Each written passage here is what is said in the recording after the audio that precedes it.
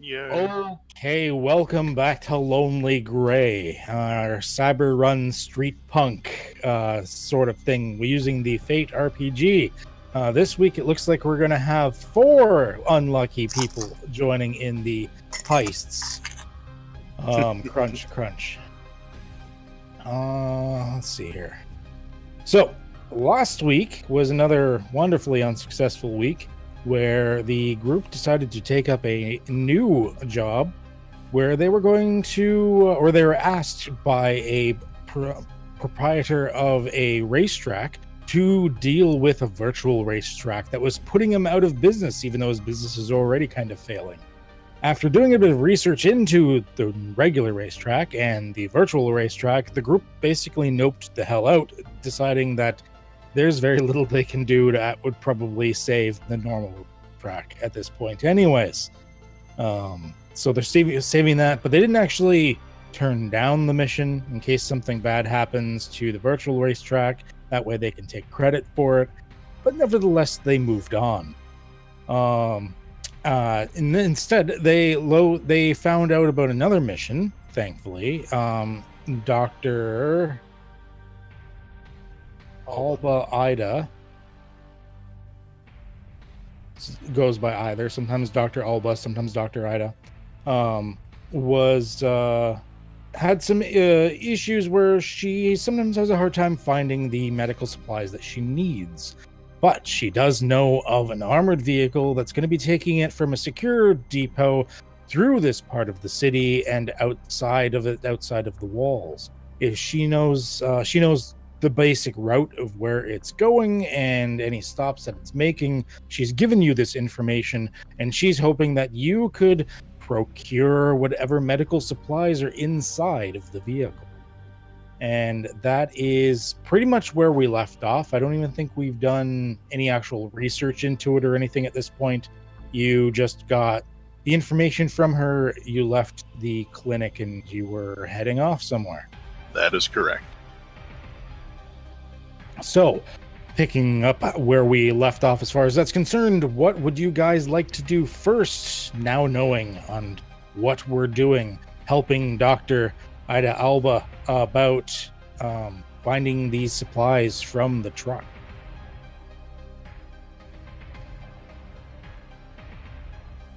Anybody? Well, last time I did research, we saw where that went. You know, I haven't heard much from these pale skins lately. What do you two have to say about it, Doc and Silas? You seem to be more thinkers than, myself, certainly. While he's talking to me, I'm just looking over the route that Dr. Alba has given us. I imagine I have like a digital version on my phone. I'm just looking over and the streets and like where would be a good like choke point to like stop the truck and potentially make an ambush. Well, you live in or where you are is sort of in the central Toronto area. You're sort of in between Old Toronto and York yourself. That's sort of like the region that you're in. And with the northern part of your district, basically the wall for your district running just above. If you look on a map for Toronto, for those of you that don't want to look at a map, that's fine. I'm just going to give names of certain places anyways, just for you to be familiar with it. But there's a highway that runs through the top part of your district called the 401. It looks like it's going to be taking one of the main roads through your district and until it meets the 401. So, yeah, it looks like... let's see here. Let me bring it up. Okay, so it's going through some fairly heavily populated areas before it actually reaches the highway. You know, once it reaches the highway, you're not catching it anymore. It's gone. But there are several points in here that it goes through fairly busy streets. There's a couple of points where it does go over a couple of overpasses at 2 different points in the route as well. And at one point, it also goes over train tracks.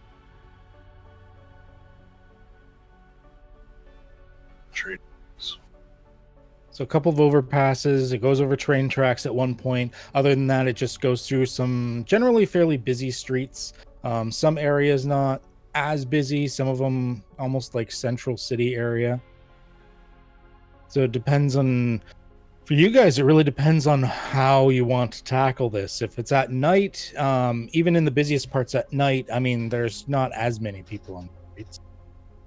But being the cyberpunk future that it is, it's never going to be empty. Yeah, I think probably at night would probably be best. I think we hit him at night near that train track. Roll something in front of him. This sounds like a perfect opportunity for bombs, too. It does label that the company doing the transportation is Lone Star. It's the law enforcement that we ran into last time. That is correct.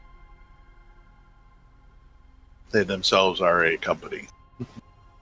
Sagath, I do recommend you probably wear a mask because they probably have you on some sort of facial recognition. I always wear a mask when I'm actually running. Hide them pointy ears. So any of you boys actually seen one of these trucks before? How armored are we talking? Well, according to Dr. Alba, it's going to be transported by Lone Star, so we can imagine that. I'm not going to say on a scale of regular sedan to military tank, it's probably a Bricks truck. How many guards do we think? 3 at most. Play more if there's an escort. But if it's an armored truck, it'll probably just be driver, passenger, and 1 in the back. So say we're able to roll something in front of it and get it stopped. How are we gonna get inside? Well, I'm just assuming the worst. I'm assuming that it's going to be an armored truck. If it's not, life's going to be a lot easier. If it is, then we're probably going to have to come up with some way of getting through the armored lock.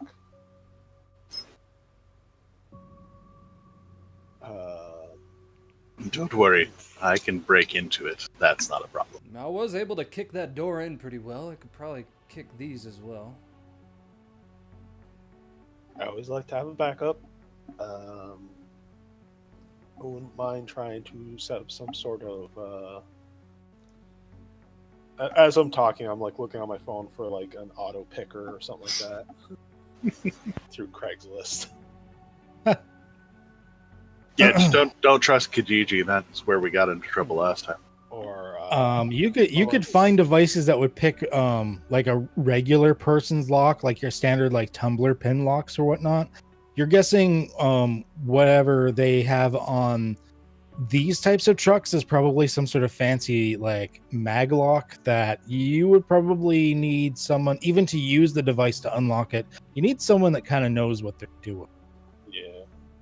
like a dwarf or something, which unfortunately seems to be gone at the moment. You know, I've had some talks with the cousins before, and well, I don't know if you recall the bank heist a couple years back, but one of the cousins happened to be on it, and he mentioned that their concern wasn't really the vault itself, but getting access to a person that had access to the vault.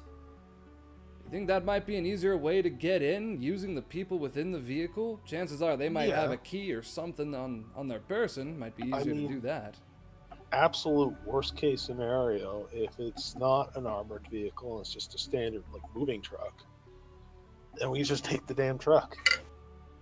You also have the pickup locations for the depot that they're taking the medical supplies from. You know, the basically the road it's taking, it's going from the Lone Star complex, which you've been to before. It's going to be going from there. It's going to be heading over to the medical supply depot, just some random small pharmaceuticals company. and distribution that's probably about a half an hour drive away from it, picking up the stuff and then beelining it towards the 401 highway to try and get out of the city. God, when you were over by that facility, do you recall any vehicles leaving, driving away from it? No, I was on a vehicle going in. You have a few days, right? It looks like you have 3 days to, before the actual transport's supposed to be picked up. Well, hitting it at the depot is just not going to happen, so we're going to have to get it on route. Of course, but we could at least see what kind of vehicles are coming out of the facility, get a better idea of what kind of vehicle it might be. True. I will leave that up to the sneakier types as I look up from my phone to Sagoth to get eyes on the warehouse. Well, if I'm correct, you not only know where the place is, you've been physically there and riding on top, was I correct, of one of the vehicles? I don't know what you're talking about. The wind in the calm was just you blow drying your hair vigorously, huh? Of course. Okay. So I'll leave that to you. Fine. If he's going to look at that, perhaps myself and one of you could go and look at the train tracks, see what we might be dealing with there. If you plan on incorporating that in some fashion, well, it might be a good idea to see what usefulness it might have. Maybe if there's another spot on your map there that might seem like a good spot for, well, whatever it is, for us to stop the vehicle, distract the vehicle, send it in a different direction. We might want to Where spend is the a day good tomorrow. spot to potentially set up a roadblock per se during nighttime? If you're looking for doing a roadblock, you think probably one of your best bets is going to be just before or after one of the overpasses that it has to go. Okay, so it's like one of those streets where they turn down it and they're committed to it for a few blocks before they can actually turn off. Yeah, there's not like it's one. There's like an overpass. We'll narrow it down to one overpass specifically where it's not one of those ones that has like a stoplight at either end. It actually has a little bit of a road that goes straight on either end before it reaches any sort of intersection. So once you're on it, there's sort of a spot where you can't turn around because there's the overpass. Okay, so broken down vehicle, quote unquote, in front, another vehicle behind to pin it in, and then we just spring the trap. Short of them for some reason going like off-roading, there might be some alleyways, but you're guessing whatever sort of truck they're driving is probably not meant to handle tight, narrow alleyways so well. Yeah, and I think if we stake out the area before that, we can probably set up so the alleyways will be even less maneuverable for large, bulky trucks, like throwing dumpsters and whatnot, shitting away. Well, we do have access to the driver. His vehicle's pretty large. How about we do a bit of a driving around? Just have him pass by the facility and follow a path that we would think they might be taking. See what kind of things we see along the way. All right. And is it daylight? Right now, yeah, it's about like midday or whatever, I think. Then I'm gonna go with them. Yeah, drop Gad off along the way. Why not? I was thinking on the way back, spying's not very good at night or during the day. I mean, if you want to I'd just say say it's so. nighttime and make it nighttime, I mean, that's easy enough. So whatever time you want to go at. What time is Probably the about, delivery going to be? They are doing the delivery. They're going to be picking up the delivery at. Let's randomize this because I don't know.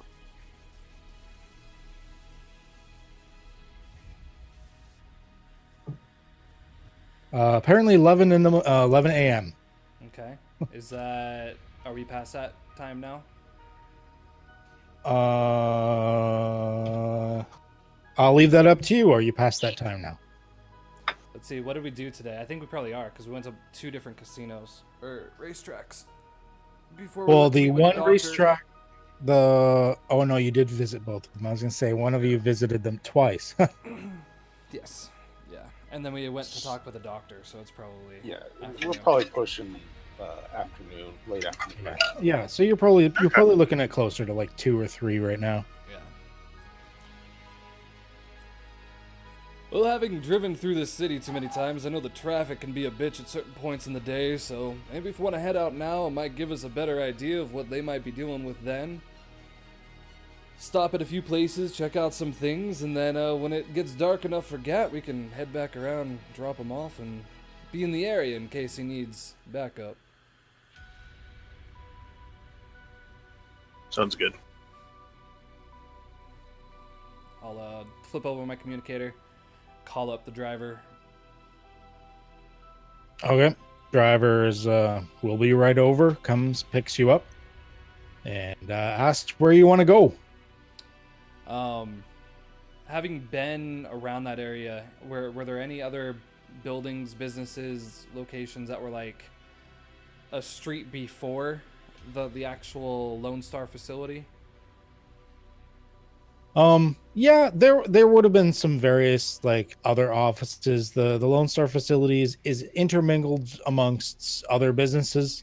Businesses they like to have businesses there because I mean you basically are next to the police station. So you, and of course there's, as the game aspect says, there's always a Tim Hortons. Okay. But there are other businesses there as well. Feel free to make up a name of a business that would be nearby. Where should I tell the driver? Should I tell him that we're going somewhere, or just put in a path and have him follow it?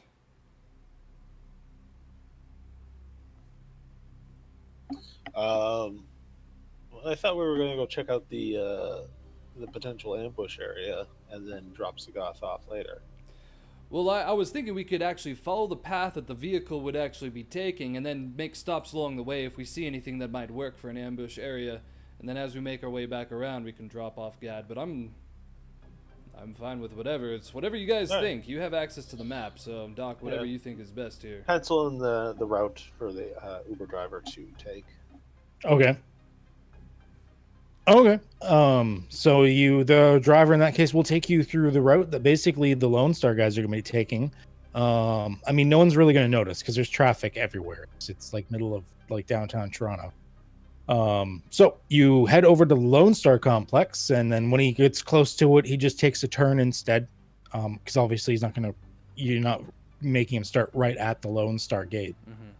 And he turns, he goes down, he twists and turns. It's very busy streets. It's quite bright. There's been a lot of fresh snowfall lately. It's a clear sky, so it's one of those like blindingly bright days where the white's sort of shining.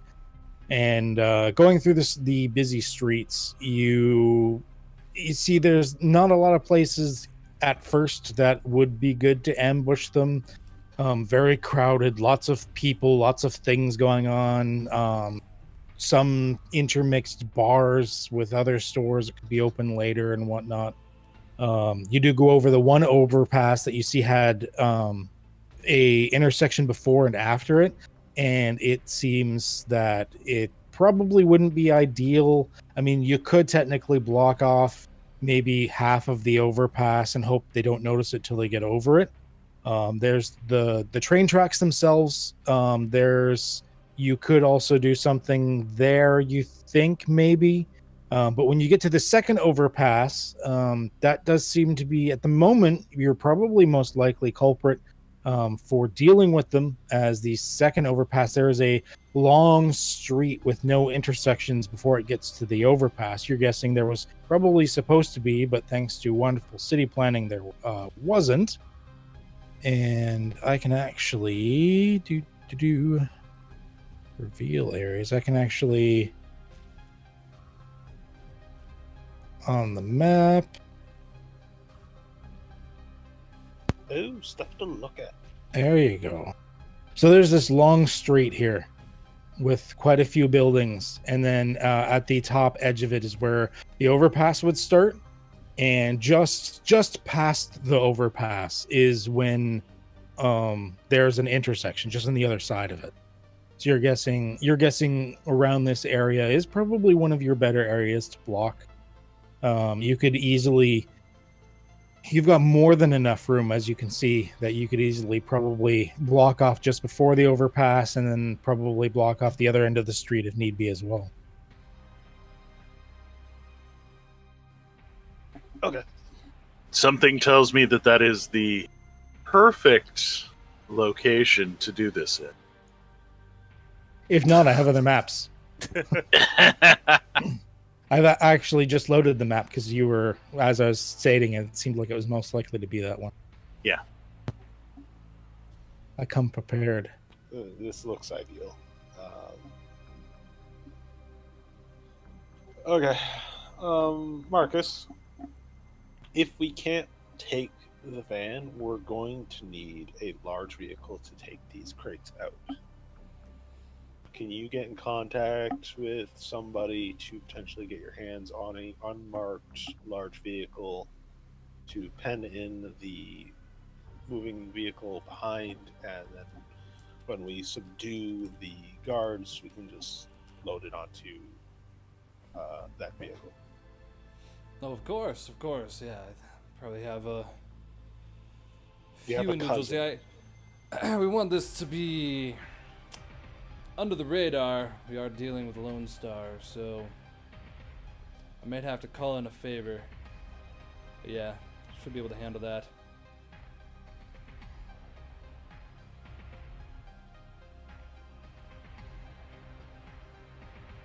I will happily flip the bill if they need insurance on that.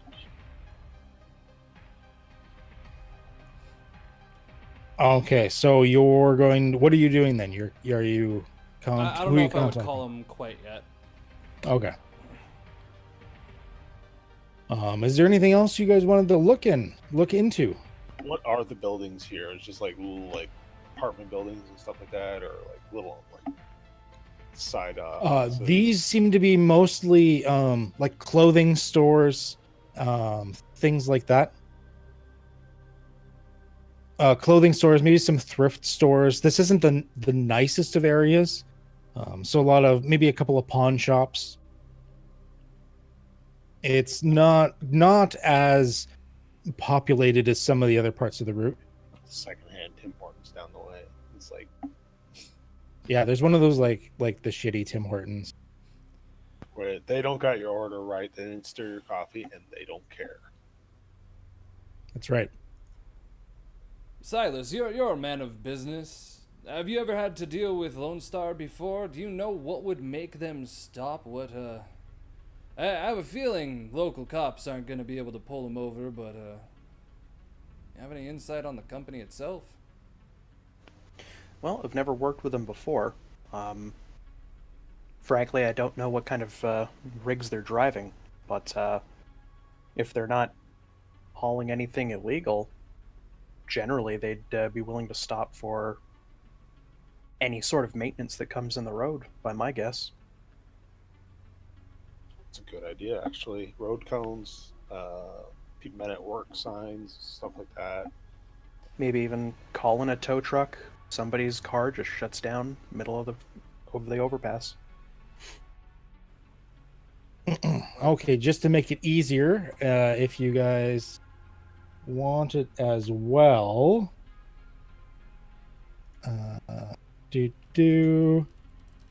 we are going to improve this map, give you a couple of random manholes.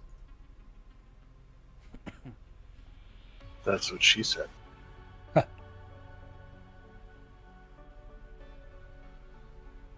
There you go.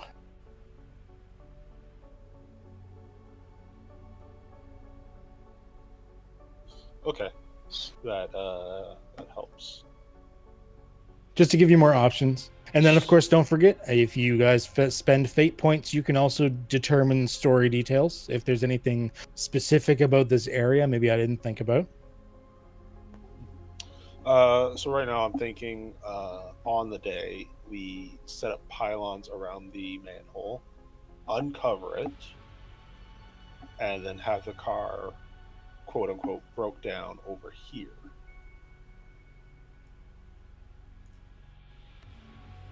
Or even just to keep it simple, if we set up pylons, just have maybe I don't know, Sagoth maybe on the road, turning his slow and stop sign.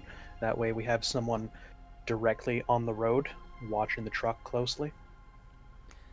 I know here a lot of road construction is sent out in advance for bigger cities so that people can plan their routes accordingly.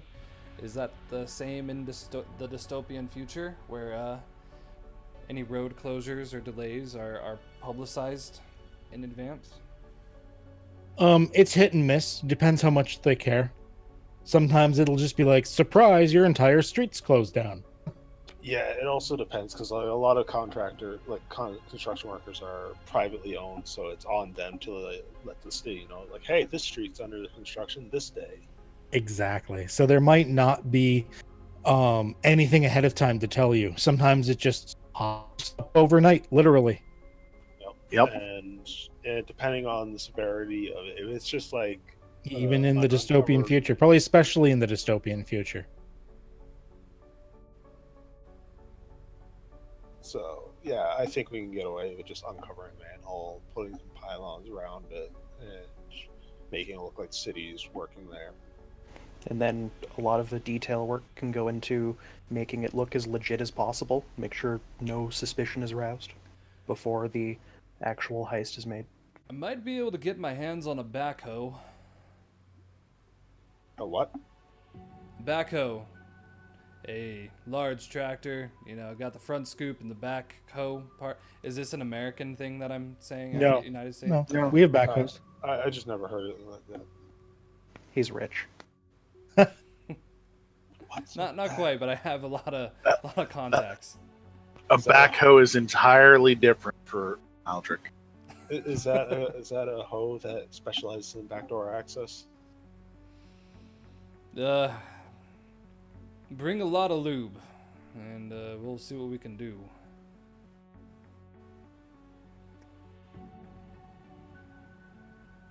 What do you know? Amazon has a sale. I'm pretty sure I know a few boys that still work at the construction site, so there's plenty of vehicles out there I might be able to borrow for the day. Maybe a cement truck, be able to hold their wheels in place if they decide to run, or backhoe to flip it over. Crane vehicle, maybe to slam it and see if the doors pop open. Well, I think the doc probably wants her supplies in undamaged condition.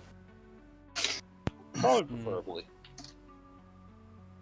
So maybe we should just worry about getting the vehicle stopped and then open. All right. Now, what about a plan B should he just decide to plow through our little diversion here? If they just like, oh, that guy's got a busted down car, fuck that guy, just plow through him. Or should we be discovered after this overpass? What is in between this overpass and the stopping point? After the overpass, there's an intersection, and then it goes into sort of like a fairly busy bar district that has some like various off streets where it's easy for them to maneuver if they needed to, and then the 401 is like right there. So this is the last stop, basically. Yeah. The last hurdle. And then before this point is that the railroad tracks are in between the two overpasses, or? Yeah, it's about like 10 minutes of driving before this. How frequently are trains used in today's day and age? Well, the trains for this era have been replaced with like maglev trains, and they're used for cargo a fair amount, actually.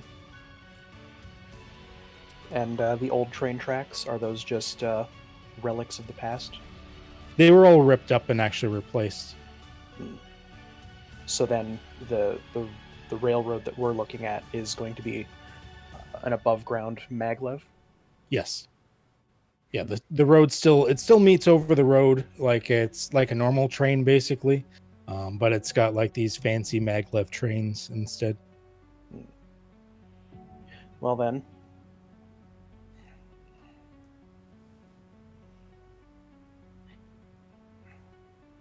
if we were gonna attempt anything, Plan A would have to be either there or at the previous overpass, and then Plan B would have to be here, and it would have to be somewhat more extreme, in case our driver just decides to plow through. So do we want to put all of our chips here? I think if we attempt anything sooner, and if that fails, then they're just gonna be like, "Well, screw it. We got people hunting for us. We're just gonna plow through stuff anyways." Exactly. We could possibly look at some sort of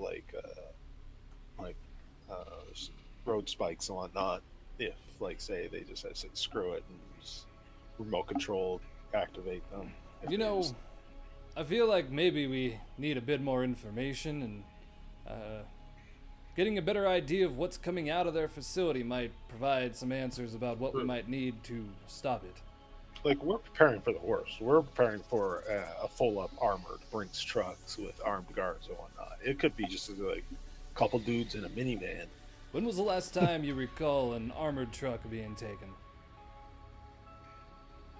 Thursday? Actually, I will do a quick web search. Do they have a website? Lone Star? Yeah. Yep. Lone Star, protecting your goods and maybe people. Does it lay out what sorts of trucks they offer, different payment plans, things like that? Yeah, they have basically the equivalent of any, like, because they sort of take over where the police services have faded away to almost nothing.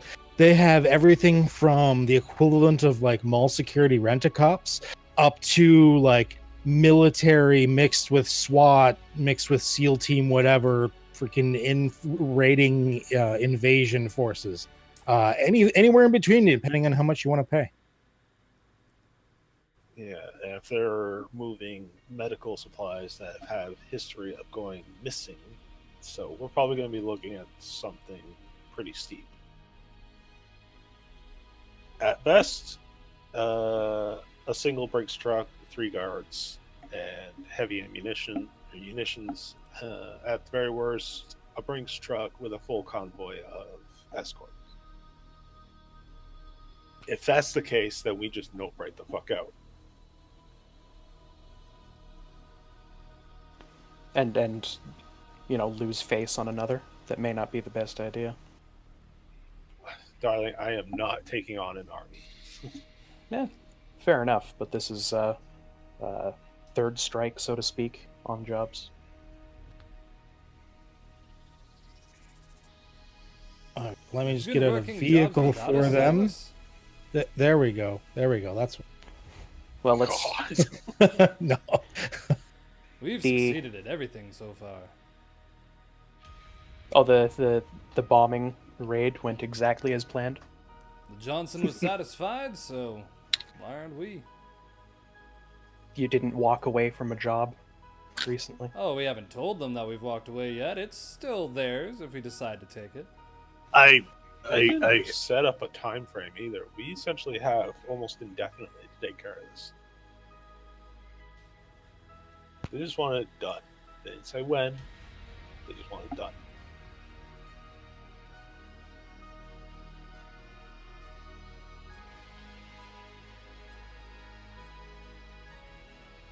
That's not untrue. But I do agree with Silas that we need to kind of, if we're going to do it, we need to make sure that we do it. Okay, well, this is a good idea so far. Let's see what the Lone Star people are bringing to the table, potentially with Sagoth's information that he can bring. Because if it's anything more than a minivan, we may need a bit more than just roadside cones.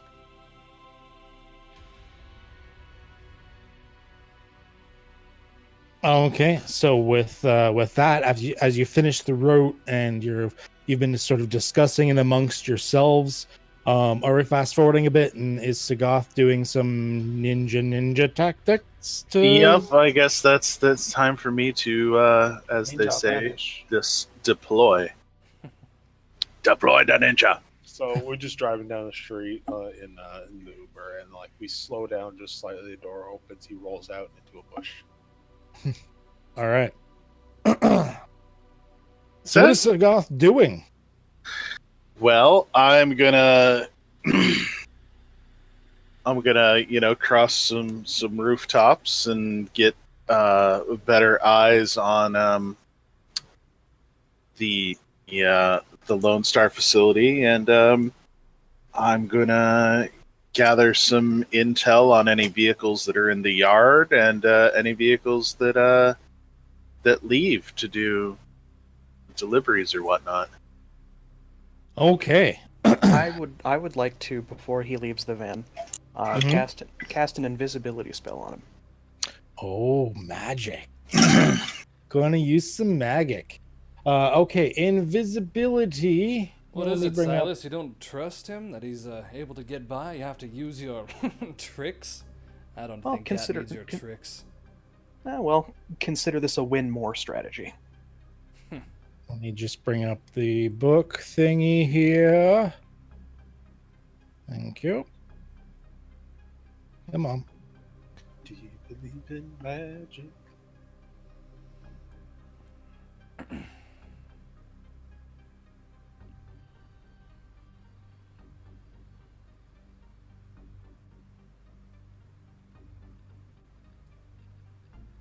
So I'm going to consider this a major effect.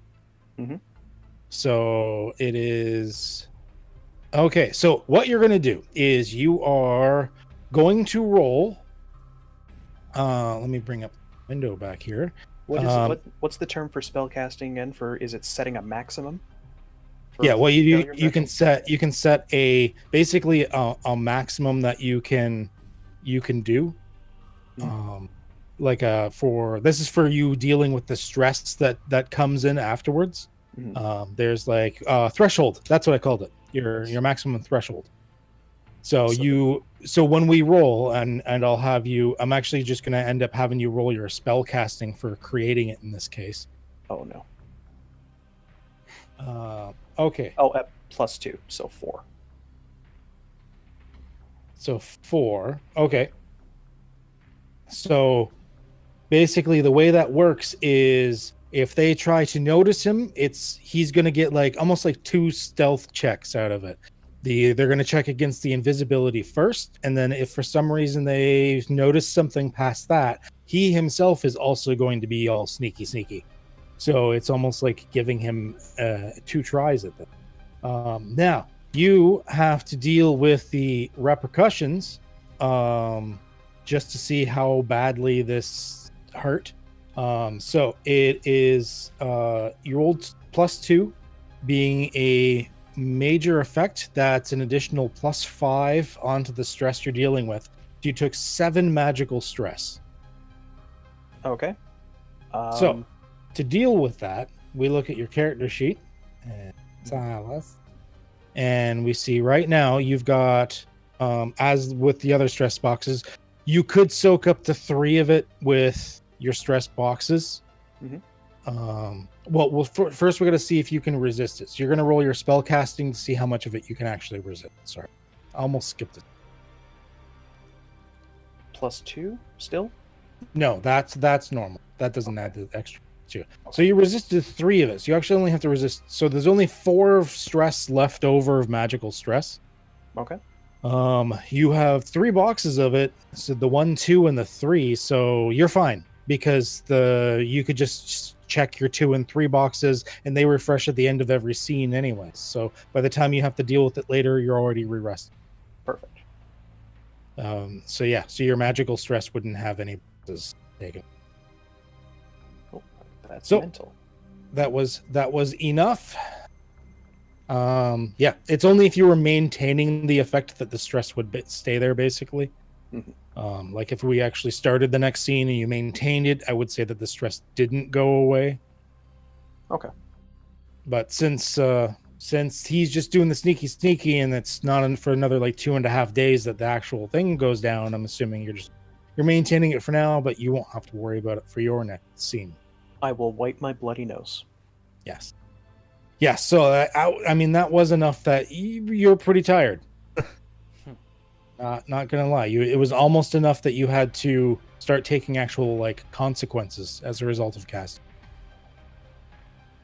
Magic's not always the easiest thing. So Sagath, you find yourself suddenly able to see through your own hands as you sort of fade away. Done this one in a while. Not often spellcasters are willing to be ballsy enough to do things like outright invisibility. Mm-hmm.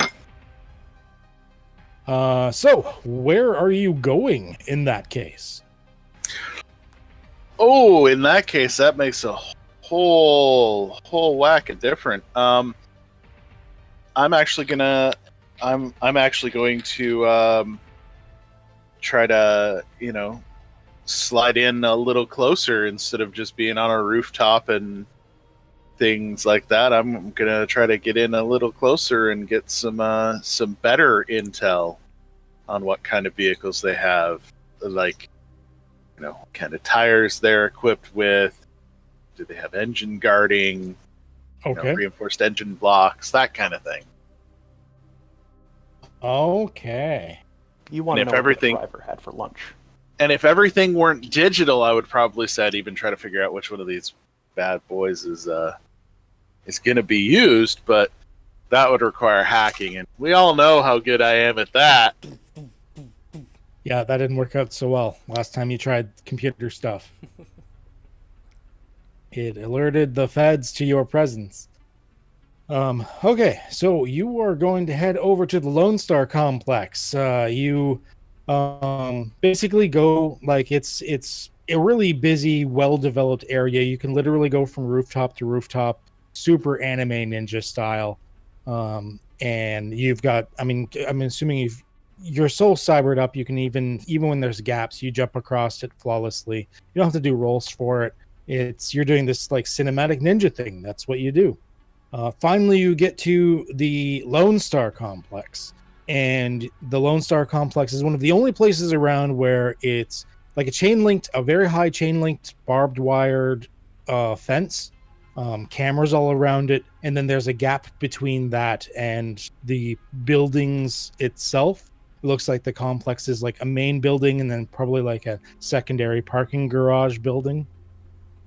So that is a little bit too far to jump. You can't actually jump to that rooftop from where you are. I'm not that are you hoping? Yeah, are you hoping to just hop over the fence, or are you just scouting from the rooftop nearby? Oh, I'm definitely going over the fence. Okay. I'm being ballsy. I'm going into the complex. Okay. 1 second here.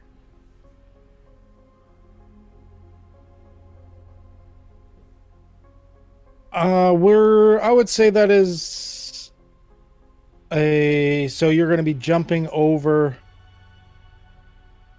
quickly with dexterity. I would say quick, because it's not sneaky per se that you're doing the jumping over with. Yeah.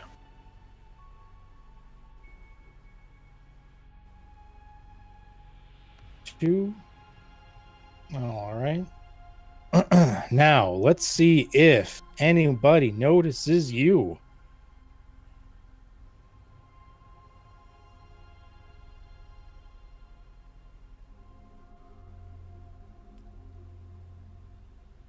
Okay.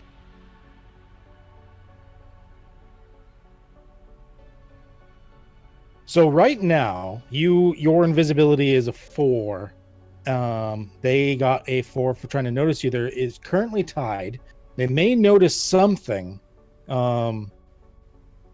So, did you want to? You can succeed at a minor cost, or you can attempt to invoke something.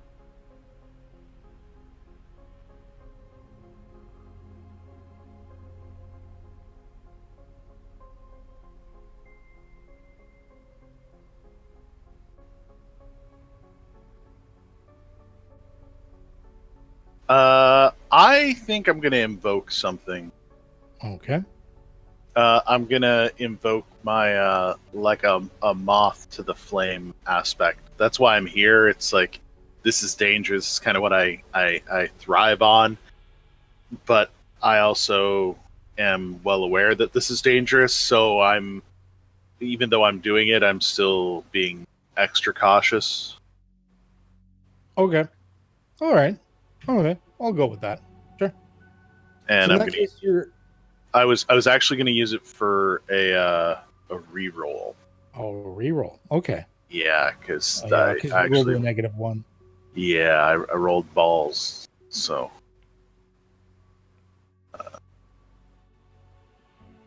Oh, come on. So, same result. Uh-huh. I guess I'm succeeding at a minor cost. Okay, you succeed at a minor cost. Okay. So, at this point, you go over, you let me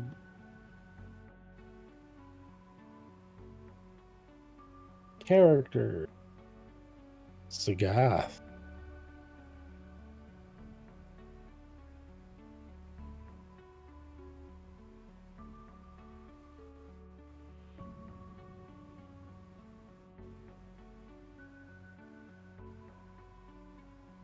Okay, so on your character sheet, you're now going to see a mild consequence of twisted ankle. Oh. Something's slightly shifted wrong, and like the joint for your ankle, whether it's cyber or not, seems to have bent a little bit too far. When you landed, you almost got caught on the barbed wire, and you like tucked in and lifted a little bit more just in case, so you wouldn't rattle the fence. But as a result, you didn't land as softly as you should have. There was a bit of a thud. Thankfully, I mean, no one seems to be freaking out, so they probably didn't notice you, but you still landed a little harder than you like.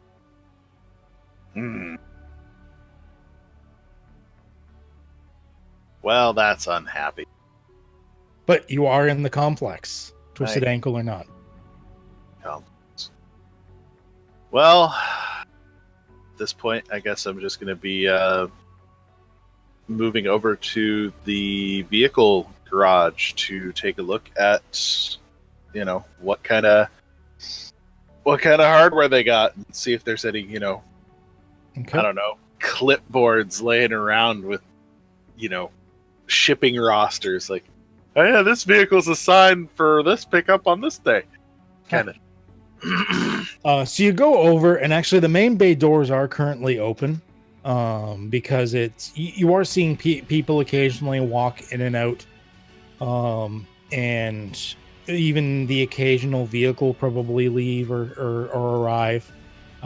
You're probably getting close to a shift change, you imagine, at this point, because a lot of the security types, they tend to start a little bit earlier, so they'd end a bit earlier.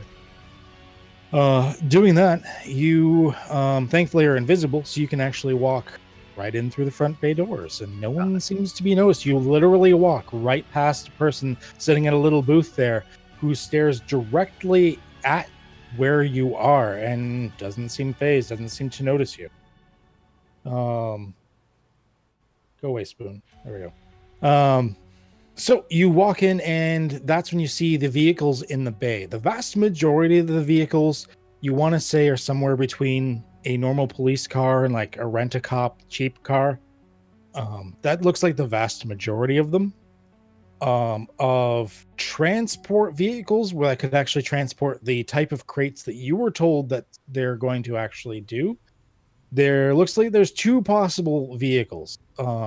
They have one that is like super military grade plated, like nothing's opening this up short of like a lengthy amount of time with some sort of plasma cutter. or really powerful magic spells of a full cabal of mages. But there's also a probably half dozen of what looks to be like the lightly armored vehicles.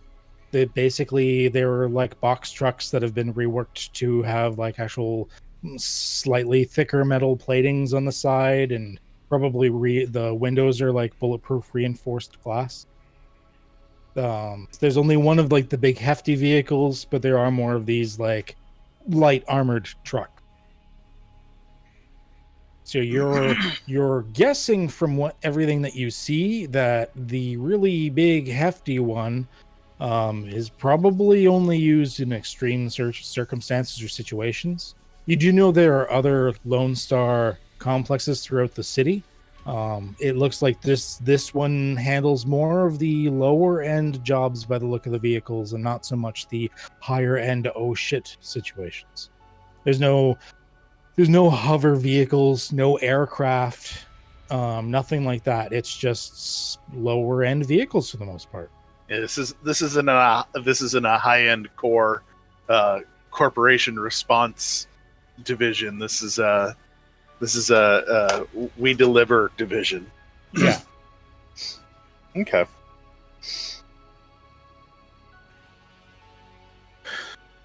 Oh, and so you were looking around to see if there's any sort of clipboards with anything written for who does what and what days and things like that.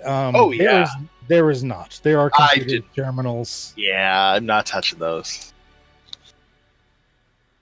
The last time I did, I think I almost broke the keyboard. You are able to sort of, I will give it to you because you're invisible. You are able to sort of peek over someone's shoulder, a quick one when they're sort of accessing it, but you only see like the next 12 hours worth of things. Okay. Yeah, it's not going to get me much. Okay. Anything else you're going to be doing while you're in here? No. My job was to get in, look around, see what kind of vehicles they have access to at this location. And glean any in the open information. And at that point, I think it's probably time to go. Okay. All right. So you're going to go and you are going to attempt to leave from the same way that you came? No. I'm going to wait for a vehicle to be leaving, and I'm just going to hitch a ride out the same way I almost hitched a ride in the other day. Okay. In that case, I am going to have you roll a sneaky. I'll say that's sneaky. I was gonna say this time you're invisible.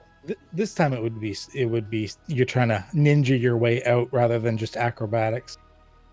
You're still not rolling that great tonight, are you? No, that ended up yeah. That's gonna be one of those nights. Thankfully on your way out they do a lot less checks. Oh, come on. Oh, I rolled good though. So at the moment you're thinking you might get noticed. So do you want to succeed at a major cost, or do you want to invoke something?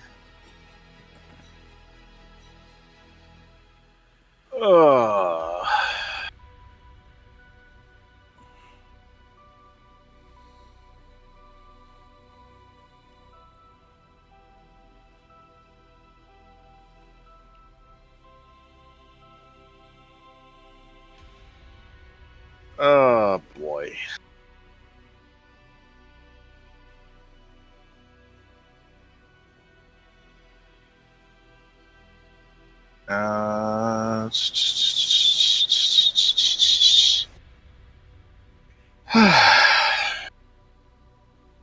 Well, it's obvious.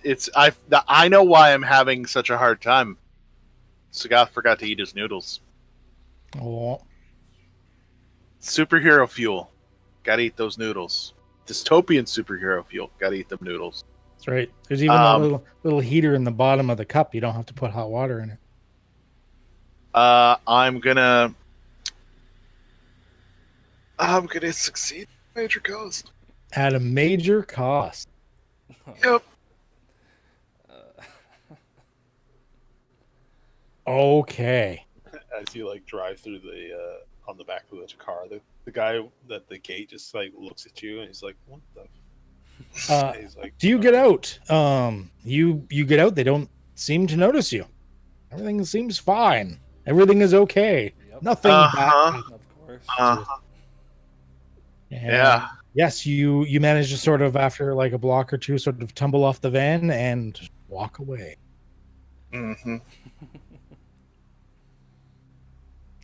So you're going back to where did everyone go? Just back to your home base, or were you nearby waiting for him?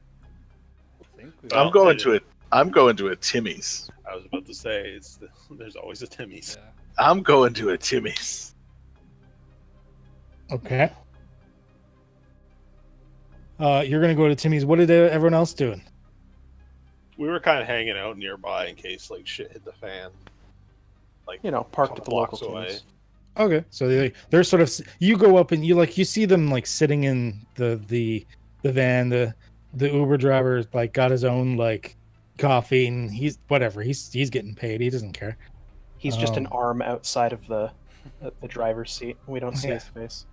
But because there's like that. I said there was a wall between him and you, so he doesn't see anything incriminating. But yeah, you see. So Sagath, you walk up, you see them in the van. I'm just gonna keep on walking to the Timmy's.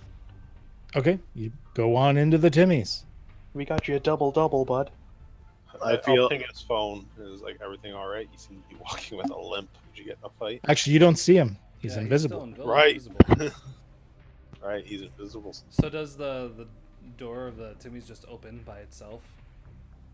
Yeah, but those things malfunction sometimes. They got the accessibility buttons and stuff, right? I will intentionally hit the buttons so that it swings open the super slow, Okay. You invisibly go into a Tim Hortons. Wow, never thought I'd say that. I'm just gonna sit in the corner booth and then no, first I'm gonna really freak out the workers. First, I'm gonna slide behind the counter, make myself a coffee, and then go sit in a booth. Just see like a freaking cup pull out, sugar and whatnot go into it. They don't notice you. Oh boy. Where was that roll 5 minutes ago? Is that a -2? Yeah, -3. they weren't. Well, it was a -2 to the roll. I only rolled a -1.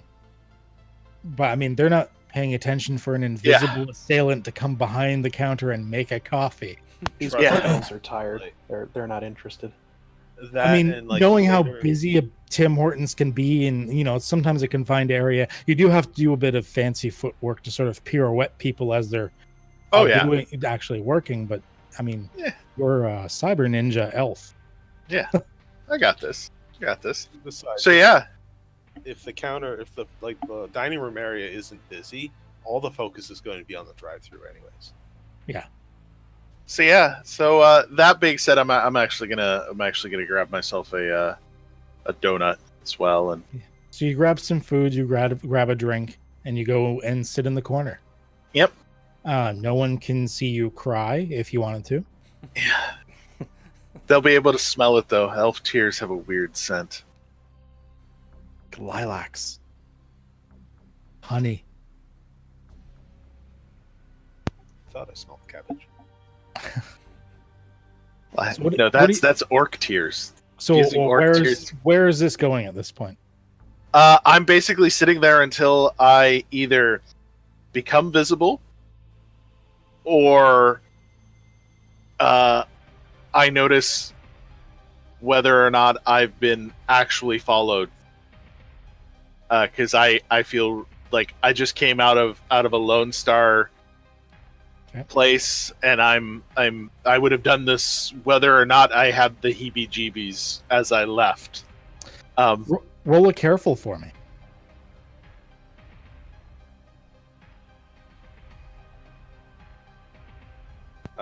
After a while, I would buzz your phone and be like, "Is everything all right?" There's your careful.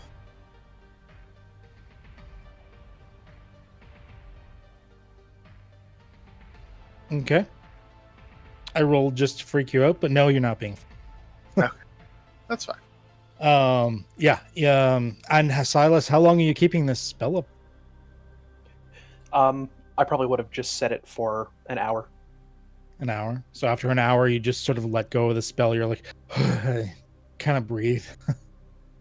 Oh, the whole time you sit in the back just straining. Marcus is just chuckling the whole time. Like, fucking spellcraft. Just look how stupid you look. Just look so stupid. You look like you got a turtle head. You got to poop. Take a breath. Come on. What's the point? It's all right. So suddenly I appear in the corner with my donut and my coffee, and you notice you're visible again. The old man across from you is just like, huh? That's exactly what I was going to do. There's like one old guy that like he was like looking at like the news on his phone, and he looks up at you and he's like, and like goes back down to his phone. finish my coffee, finish my donut, walk outside. Okay. So you guys sitting there, you haven't seen Sagath when suddenly you see him. You didn't really notice him in the corner at first because you weren't looking there, but suddenly he sort of walks out of the Timmy's. Holding a coffee? Holding a coffee, yeah. Did he even do the job? He's just like, question. Here, I'm gonna make you invisible, and he goes, oh my god! Every time from now on, hey, I want McDonald's. Could you turn me invisible? Just go get himself some free food at the Tim Hortons. I'm invisible. I'm gonna go do whatever I want. I could really use a burrito. Silas, do the thing. This is what we've become. I just kind of slide across, get in the car. So? Ow. I landed bad. Kind of rolled my ankle weird.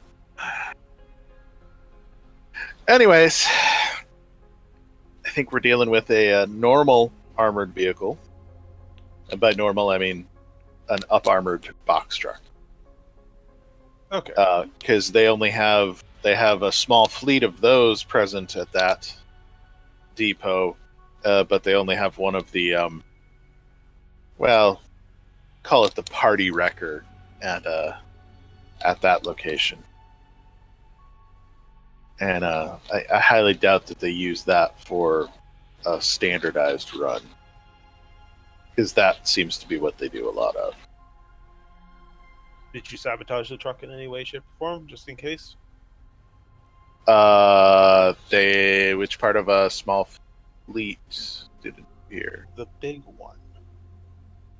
The Widowmaker.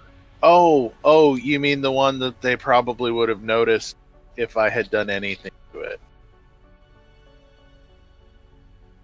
Look, I rolled my ankle on the way in. There was a loose rock. It hurt. I wasn't doing the greatest. Broad daylight. You didn't eat your noodles today, did you? No, I didn't. I have already come to the conclusion that I am absent my noodle meal, hence why I am not on form. All right, I'll poke the driver to take us home. Okay. He receives your message and he takes you back to your wonderful above the bar headquarters.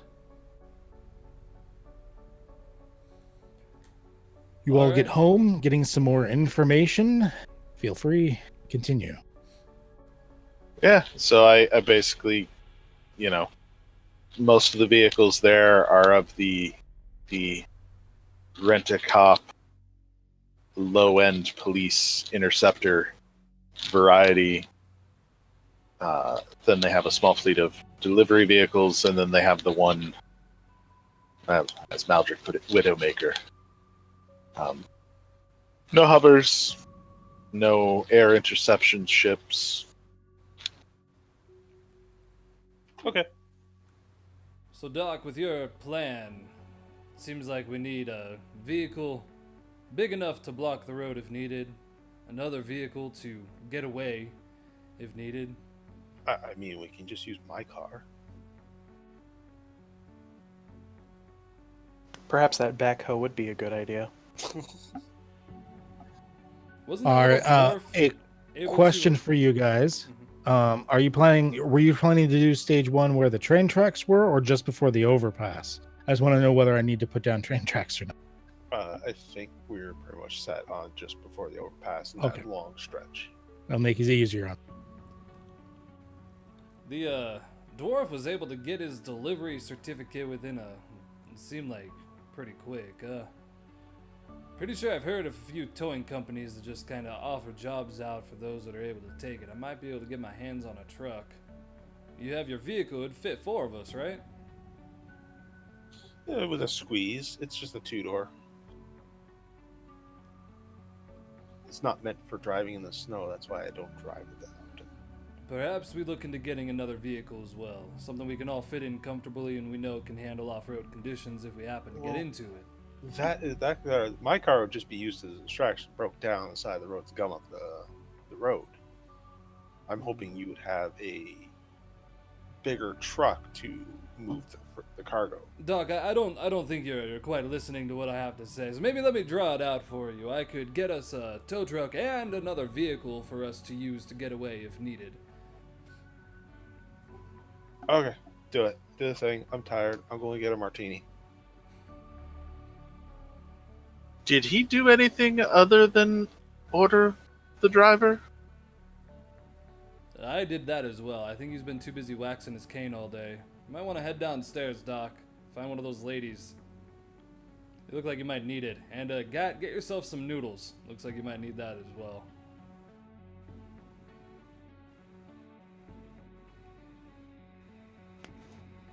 In the meantime, I'm going to take a long rest. I gotta have a migraine tomorrow. Okay. Yeah, because you're pretty tuckered. I'm gonna ice this ankle and have some noodles. I want to make a couple phone calls, I think. If I do just a quick web search, do I happen to see anything, or do I know anybody that is a tow truck driver? Do you know anybody that's tow truck driver? Would you like to declare that as narrative detail, or would you like to just roll and see if you can find somebody? We'll see. And that's the question here.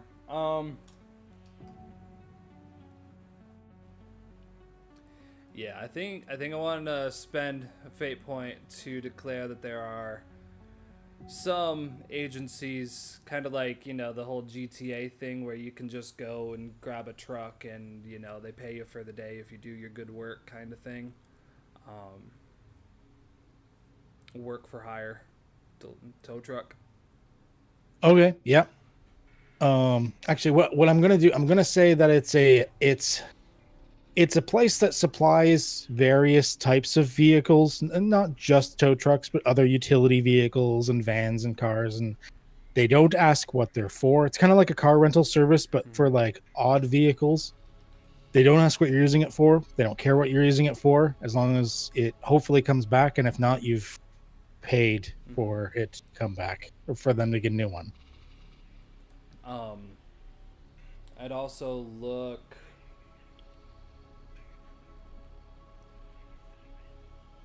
Would I have known any of the cousins that were arrested well enough to know what kind of vehicles they're driving? That'll give you, you could, I mean, most of them are just kind of like old beater cars or anything like that. I mean, that might look like it's gonna break down, so that might work. Yeah, there's any 4-wheel drive vehicles that I know of. Yeah, I would easily say that. I mean, they're the types that someone would have like an old pickup truck of some kind that's I mean, it sounds rough. It's probably, I mean, your cousins are fairly well mechanically inclined, so I mean, it still runs, but it's probably seen better days. Okay. I'd probably write down the information to that rental tow truck company for the guys in the morning. Would I be able to see estimate on cost or anything like that, just from a web search? The cost for that, it's inconsequential to the actual like thousands of dollars for like the money you've earned. Like it'd be like probably like $100. Like you might have to do, depending what you're getting, you might have to do like a small down payment. So say at the moment, oh, there's Marcus. At the moment, we'll say there's like a 2,000 down payment. So if you lose the vehicle, it's going to cost you 2,000. Okay. Then I'm probably going to try to call Barkus. Okay. Yeah, your cousin picks up. What's up? Hey, cuz, did the attorney Dorito get in contact with you? Or any of the other cousins? Yeah, he's gonna be talking to the other cousins. Good. He's helping to get them out. You get that care package I sent too? Yeah, we did. Yeah. How's everybody doing? You all doing okay? Yeah, I'm doing fine. Playing me some PlayStation 16. Right. Say, I got another thing coming up, and I was wondering, the boys that are in the chains right now, think they might be okay if I took one of their vehicles. I just got a small job, and I need something 4-wheel drive, able to get me out of a sticky situation. You can understand that? Oh yeah, sure. Cause I don't think they'd mind. Family's family, right? We're all blood, and they're not using it. They don't like it. Well, I mean, what are they gonna do? They can come talk to me. Right. Well, you sent one of the cousins with something. Again, 4-wheel drive needs to fit 4. Doesn't need to look good. Look like it might be able to break down. But needs to handle the snow, handle the off-road conditions. You think you could have one of your boys drop it off for me? Say at the Timmy's there off 37th. Drop it off there and let them know that when I return it, I'll make sure to leave some money in the glove box for them. Hey, sure, yeah, he'd be up for that. All right. Thing's a piece of shit anyways, but I mean, it'll get you where you need to go. When you want me to drop it off? Go ahead and leave it there in a couple days. Morning, 2 days from now. Drop it off like middle of the night tomorrow night. That would be perfect. You got it, cuz. All right. Well, you guys stay good over there. Keep your heads down. Let me know how this Dorito guy works out for you. I'm interested to hear what kind of results he's able to get. Yeah, sure. All right. You take care of your cuz. Bye. So yeah, I'll write that information down as well, and probably head down to the bar, just grab myself a drink, just kind of reflect on the information. Do they have a TV showing news or anything in there, or is it like sports? Yeah, there's like one TV that's like over the bar. Right now it's just actually right now it's on like the Home and Garden channel, and there's like things about creating like knitted cat sweaters currently on the TV. God damn it, Murdy. Hey, Murdy, they got a fight on tonight. You mind switching the channel for me? Right now? I gotta learn how to make sleeves. Dude, I don't know. All right. I'll switch it to the fight. Give me the bottle and switch it. I guess slide some extra. She goes over. She okay. Yeah, you slide over a little extra money. Then she goes over. She switches it to whatever you wanted the fight. Yeah, finds out the right channel and then gives you the bottle you're looking for. Yeah, she probably knows that I overpay a bit too much. Not always the smartest with the cash. So I toss her some extra, buy a bottle of tequila or something, and just kind of watch the fight in a way, kind of reliving my time there. Making a lot of comments very similar to like how all the real life horses were weak and puny and all that. It kind of reflects that a bit on the current fighters, how they're just all scrawny and it's all for show and nobody's actually doing anything. Yeah, I'll just kind of sit there and drink the night away watching the fight. Okay. Yeah, watching the fight. The fight, probably part of the reason you left is there'd been a lot of activists, and like parts of the fight are probably not fake, but sort of cheesed out compared to what they used to be. It became more mainstream over time, more people watching it, more networks picking it up. As a result, they tried to tone things down a bit. Some of the falls are a little more dramatic than they actually are. You can tell some of the punches, they're sort of like leaning away from it on purpose. So that's probably why you're a little upset out of it. Except near the end of the night, there's a new guy that comes in, and he's just called the Anvil. And the fight is, much to their chagrin, is over in only a few moments, as he literally disarms the guy, and it wasn't a cybernetic arm. No. Beautiful.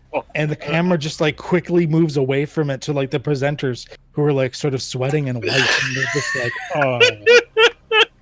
I imagine I'm like just down the bar a little bit and like sipping out my martini, passively watching this, and I look up at the last fight and I'm just like, oh.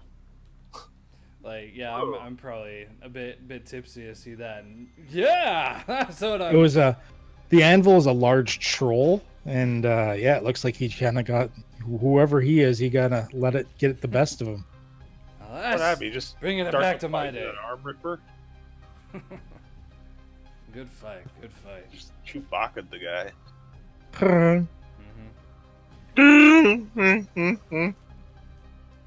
So, yeah.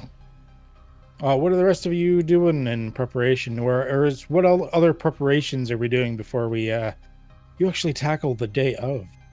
Well, I'm gonna make sure my ankle is sound and solid, so I'm taking care of that. It's gonna take you a little while, you figure, to sort of get it fully back in the working, fixed order, but yeah, you're working on it. Yep. I'm gonna make sure I ate my noodles, lay out my kit, make sure everything's good. Okay. And what about Silas? Well, we have a full day in between. Mm-hmm. I think during that day, I'm going to be resting up, cooling down my third eye a little bit for any emergencies. Not so much magic. No astral travel. No nothing like that. What I'll do is clean my pistol, make sure that's prepped, and keep an ear open for anybody who needs anything, may need any information. Okay. All right.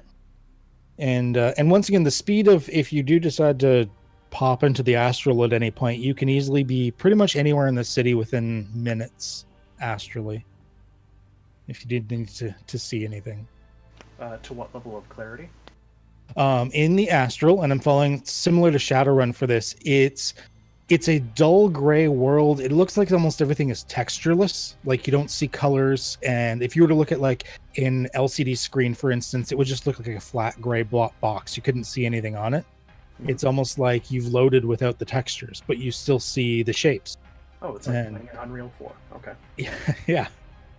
And you can travel through physical barriers. It's only if there's like magical barriers that you can't actually go through them.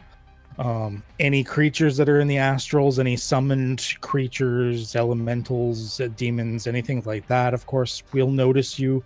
You'll sort of shine a little bit because you're a wizard or a mage in the astral. And you can't interact with or talk to anybody that's not in the astral unless you try to manifest yourself. If you manifest yourself, you can't interact with anything, but you can at least sort of communicate with people. You kind of appear like a ghost.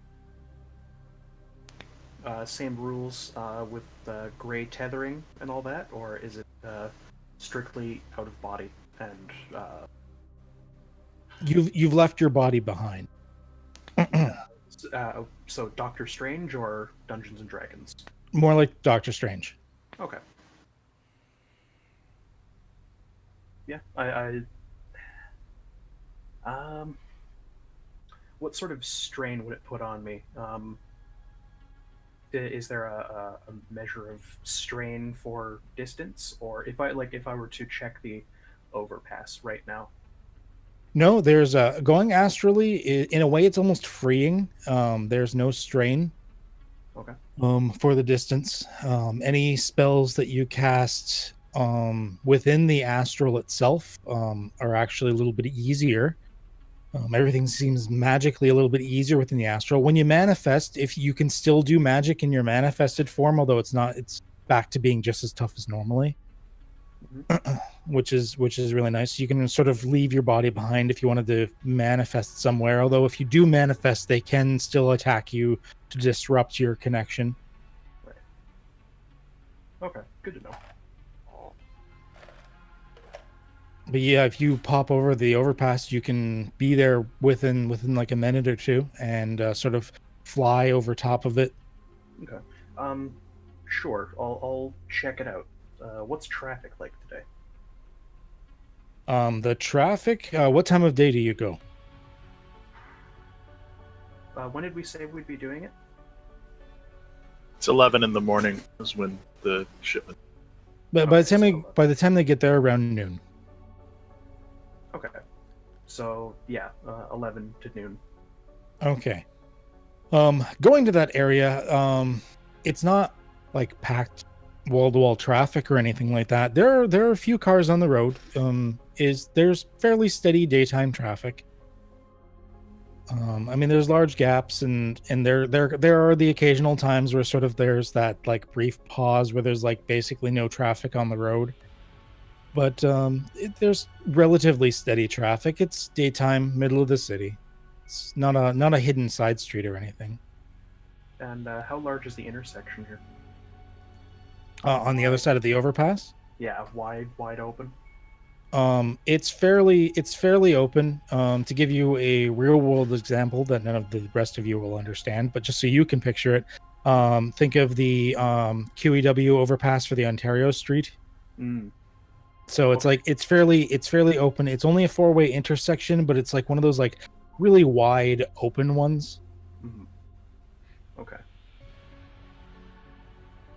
Do I see anybody else on the astral here? Do you? That's a good thing. Let's see here.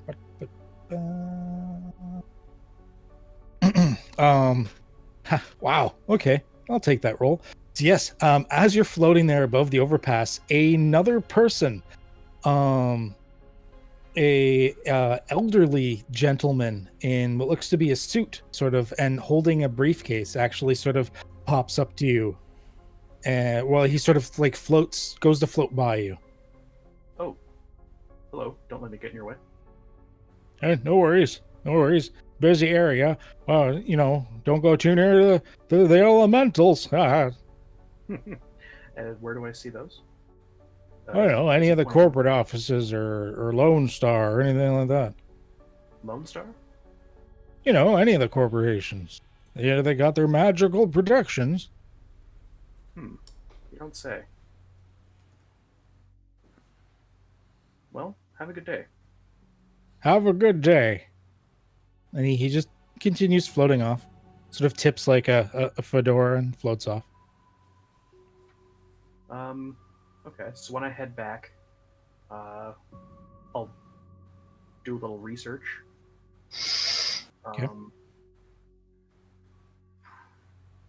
So, elementals are mainly kept in the astral. They stay there. They're most comfortable in the astral. They rarely manifest unless they're asked to, like they're some, group of mages have summoned some sort of major elemental and force it to actually use services of some kind, then the elemental might actually manifest. But for the most part, they tend to stay in the astral itself. Okay. Well, Elementals and elementals are unique in that when they manifest, they physically can interact with the world. And demons can't manifest; they can only possess. okay. Yeah, it doesn't seem like on a job like this they'd be bringing elementals, such huge artillery. Yeah, elemental seems to be something that's usually a little more of an undertaking to actually bring forth. Yeah, so I'll keep it to myself for now. Okay. So is there anything else you guys wanted to do before we start doing the final setup for however it is you want to do this? No, I informed them of the information I have, and Okay. So, laying down the plan, just so we can lay down a few things there. So that the morning of, you get the truck. It is there. You go in, they've like put the keys in, like, some place where they told you they were going to put the keys, and the truck is yours. You've got an old shitty beat up pickup truck. okay. So going to and I'm assuming Silas probably does like a little quick once over on the overpass that day, just to make sure there's nothing out of the scary out of the blue that's going to surprise you. That's right, and I'll also check the train tracks just in case. Okay. Yep. The route, actually, you probably follow along the entire route. Being in astral form, you can do it in like a couple of minutes. The route itself seems to be fairly clear. All things considering. There doesn't seem to be any other construction. You don't notice any accidents or anything like that. It all seems to be pretty good at the moment. In some sort of miracle, it is a clear traffic day in Toronto somehow. That's more concerning than anything. So At least along this. I would have brought Gat with me to actually take that truck, and then headed over to rent the tow truck. Yeah, that's Okay. fine. I know how to drive.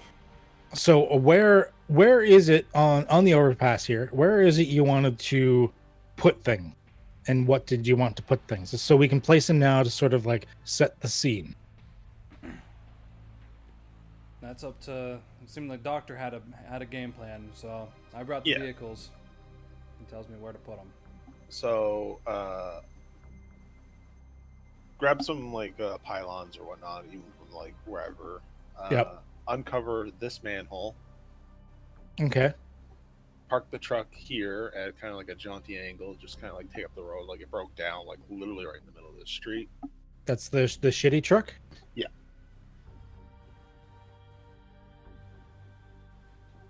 Jaunty angle. I'm working on it. There we go. Jaunt faster. And you wanted to put barricade thingy or like pylons or something? Yeah, pylons about here. Just kind of like say, hey, this is an open manhole. I don't know how many pylons, but I have barricade. That works. Just like kind of put it around it.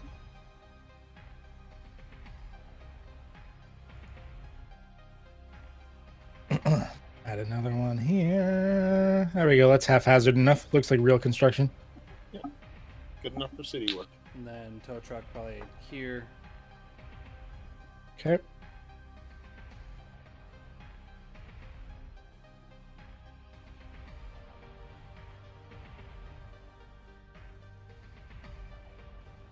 Any other specific vehicles you're bringing in? I didn't think there were. So when the truck comes pulling up, waiting for this tow truck to move this beater off the road. Yep. Don't connect the tow truck to the actual truck. Just have it pull in behind the moving truck to kind of pin it in. Because if he plows straight forward, he's going to hit the uncovered manhole and probably get stuck. If it plows through the beater truck, well, it's just a beater truck, and it'll probably take him a little bit. Sounds good. Is it possible that we could have like gotten our hands on some sort of like road spikes or anything like that to like remote deploy, just in case they do try and like plow through? You're hoping to get road spikes. Okay. If you want, you can make a roll to see about purchasing them. If you wish to invest any money into it, for every 1,000 you invest, you get a +1 to the roll. And I would say it is probably a careful roll. Okay. And I will be investing 2,000 into this. Okay. Madrick. I will lower yours by 2,000. Oops. I lowered it by 4. There we go. I assume that gets the like the shipment and whatnot. Yeah. And the hush hush, and like no one's, you're buying road spikes. It's not like you buy those for normal purposes. So these are road spikes that I could just like push a button and they spring out. Okay. So you can do the roll at an additional +2.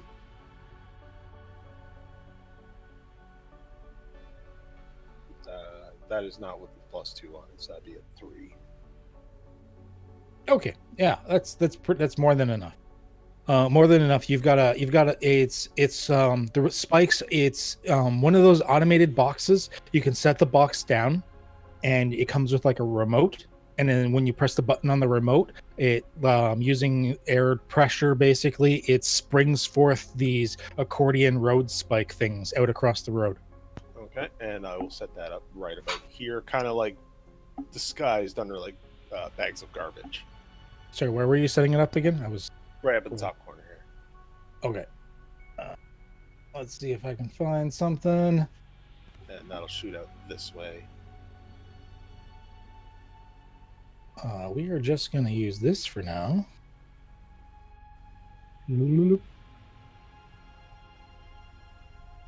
So if I notice that they're just going to get gun for it, plow through the truck, I'm just going to click the button.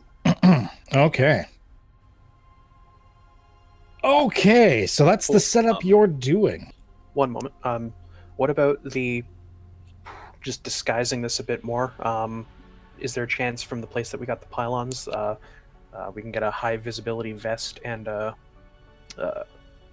safety helmet? Yeah. Actually, the safety helmet, you'd have to hunt around a bit, but you could get one. A visibility vest and the pylons, I'm assuming, probably came with the tow truck. Oh, okay, perfect. And then a safety helmet. I mean, you can get those wherever. Yeah, just go to a Home Depot. Yeah. So you were hoping to sort of disguise yourself as a construction worker? Yeah, not very well, but it just adds a bit more believability to the scene.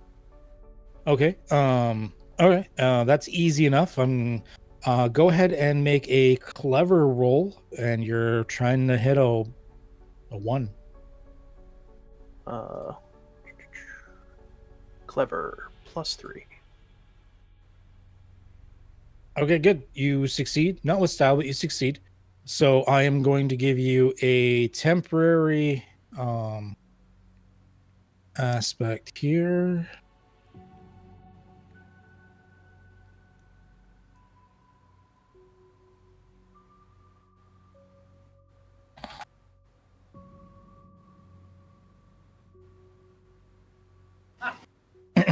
So you have construction worker disguise. It has 1 free invoke on it. So for 1 free roll, you can, if you for some reason you need to and it comes into play, it acts as an aspect that you can just invoke without spending a fate point.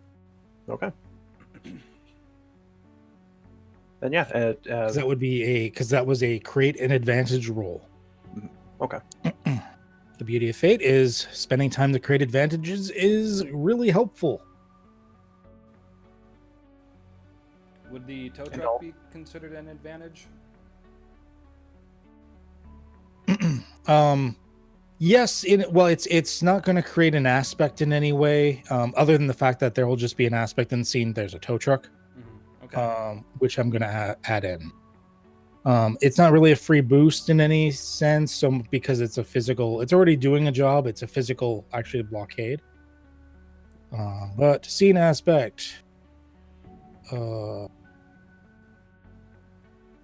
Stopped trucks. Can I suggest one that goes on there? Is that a thing I can do? Yes, you can. Angry commuters. Angry commuters. Yes, very much so. Speaking of which, can someone roll me a d4? Sure. I don't care who. Whoever does it first gets it. It's not a race. 4. Okay.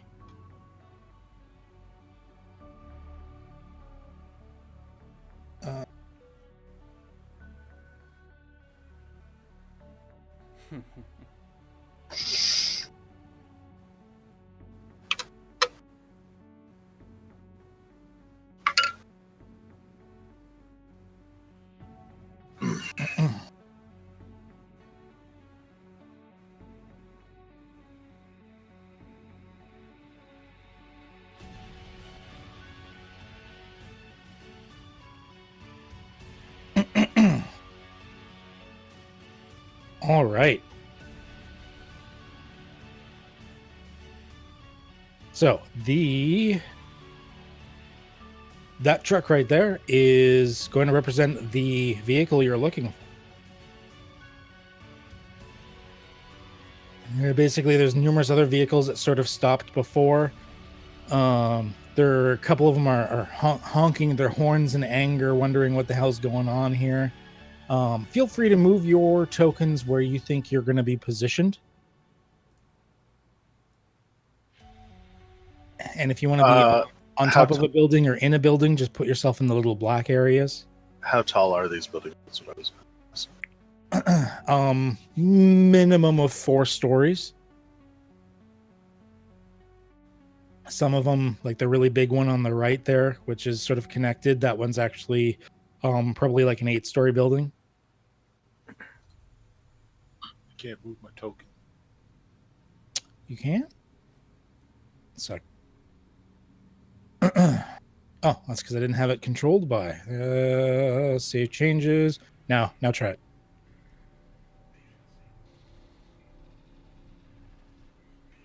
There you go. That'll work. Do we all have like a comm or anything to be able to communicate to each other, or is it just through like our communicator's actual device? For those of you that are cybered up, I'm assuming you could just do it as like subvocal mics in your head. For those of you that aren't so cybered up, you probably have actual like communicators. I got a Bluetooth. Like a Bluetooth headset. Yeah, Bluetooth headset works. I'd probably have the earbuds that come with like a microphone on them. Just make it look like I'm listening to music. Sure.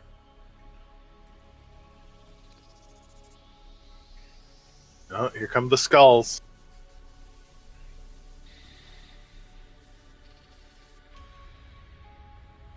And there is where we set up our scene. So everyone is in their vehicles, honking angrily, wondering what the hell's going on. You have this area barricaded off. You've got a construction worker there just staring dumbfounded at an open manhole. And another guy at a tow truck, an orc. Some orc dressed sort of shabbily at a tow truck in front of an old rundown vehicle. Yeah, I have a feeling there's some very racist things being said out their windows towards my direction. So at the moment, everyone's staying in their vehicle. They're not doing anything except honking angrily. Even the guys in the armored vehicle, eventually, after like, a good 10 minutes or whatever, you hear the like the of like the bigger, like they have like a bigger air horn in theirs. But yeah, everyone sort of seems to be still staying in traffic, wanting to go this direction. It's a really shitty place to get stuck because there's not a lot of room to turn around, and there's no side streets before this. Are you guys doing anything preemptively, or are you just waiting? Can I check the tow truck to see, does the cab itself have any kind of release or anything to the hitch in the back, or is it all based on the back of the vehicle itself? I am going to say that it's probably an old crappy tow truck, so I'm going to say that the operation of everything is actually, you got to actually get out of the tow truck, and there's like a panel on the side.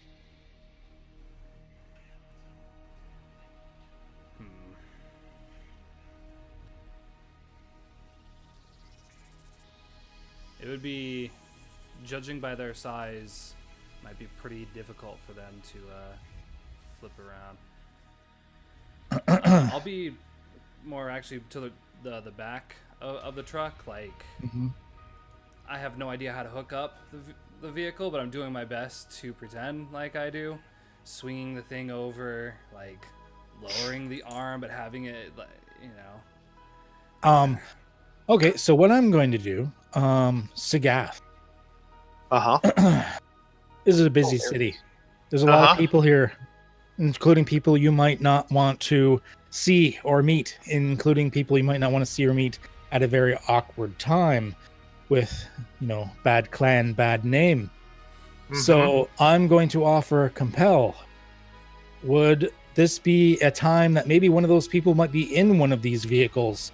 Oh, hell yeah. Awkward time. Oh, hell yeah. Okay, so you get a fate point.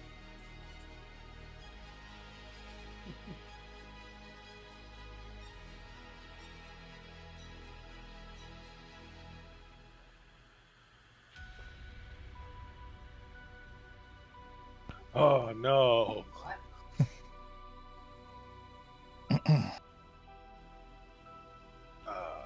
Okay. All right.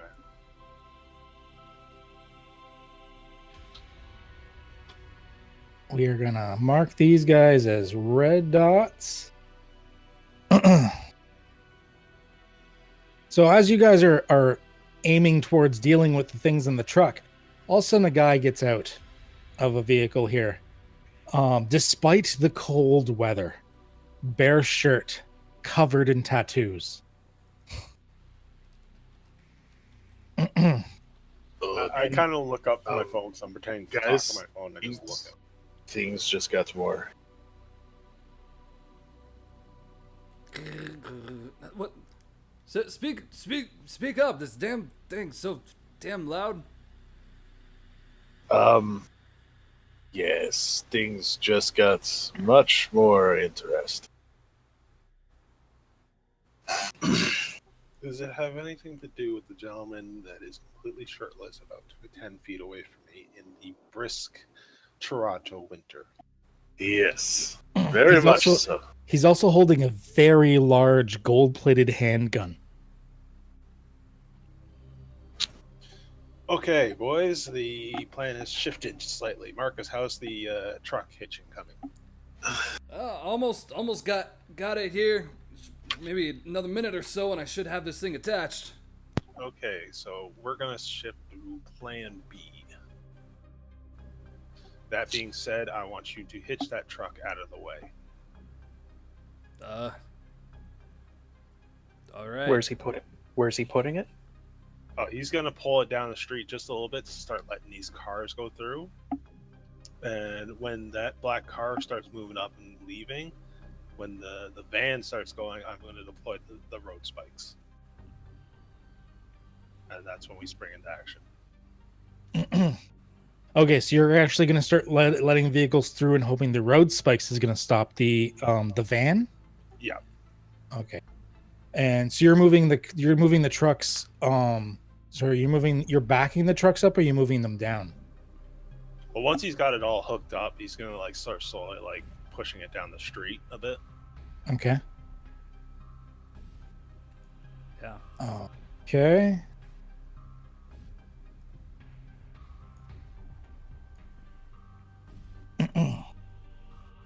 Okay, so you're gonna let these guys through, being smart about it.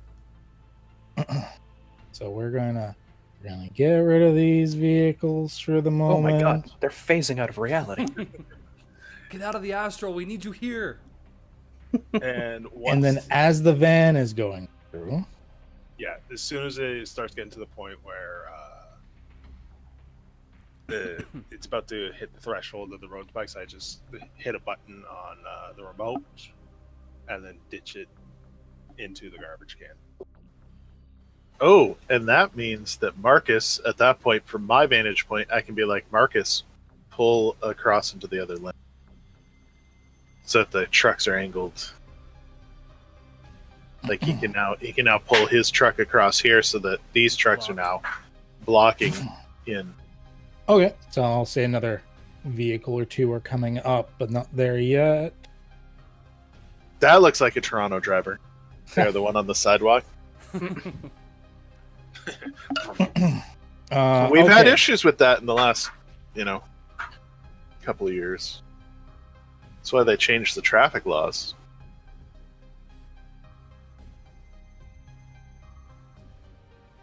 Second here. Making him work for it tonight, boys. Yeah.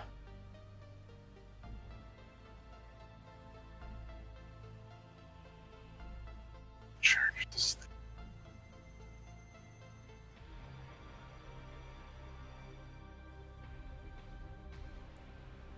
Okay. Let's see if the driver of the van is smart about how he deals with this. With his awesomely quick reaction. Oh, okay. no. So the van, he just kind of, he kind of comes, he actually ends up sort of skidding and turning a little bit. You see, as these guys were coming around.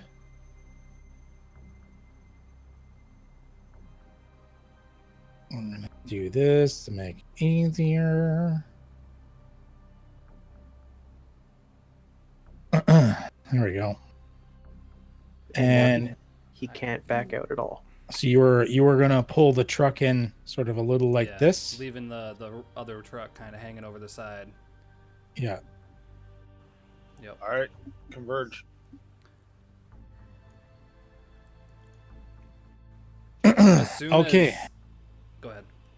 No. Go ahead and say what you want to say. Yeah. As soon as I'm stopped, I want to grab the biggest tool I have in the back of this truck and start walking my way up as soon as he says converge. Okay, you got it. And I'm going to, as soon as he says converge, I'm going to use my stunt by my hand, set the world in motion.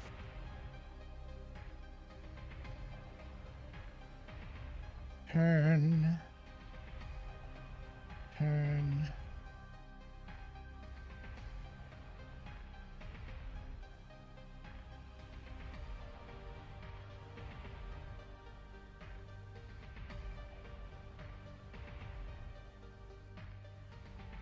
There we go. And your stun set the world in motion.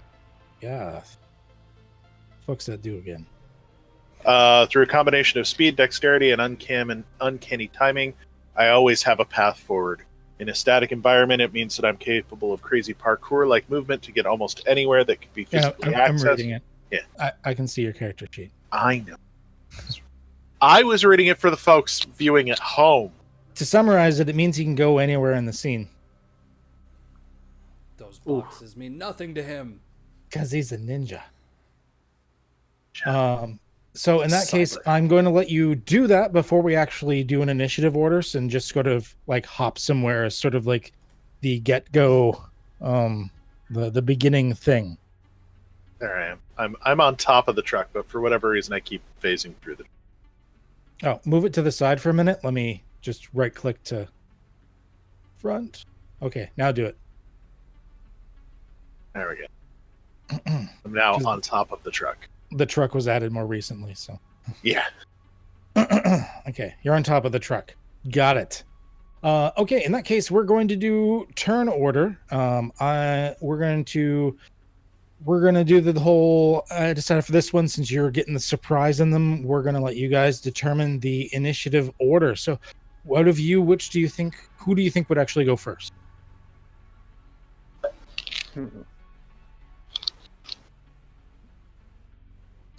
Whoever called it off. So Sagath? True. I'm going to keep my disguise up as long as possible, and then strike them when their back is turned, should the need arise. And I'll put myself closer to the bottom. So you're probably going to away, be... So I'd be pretty close to the bottom,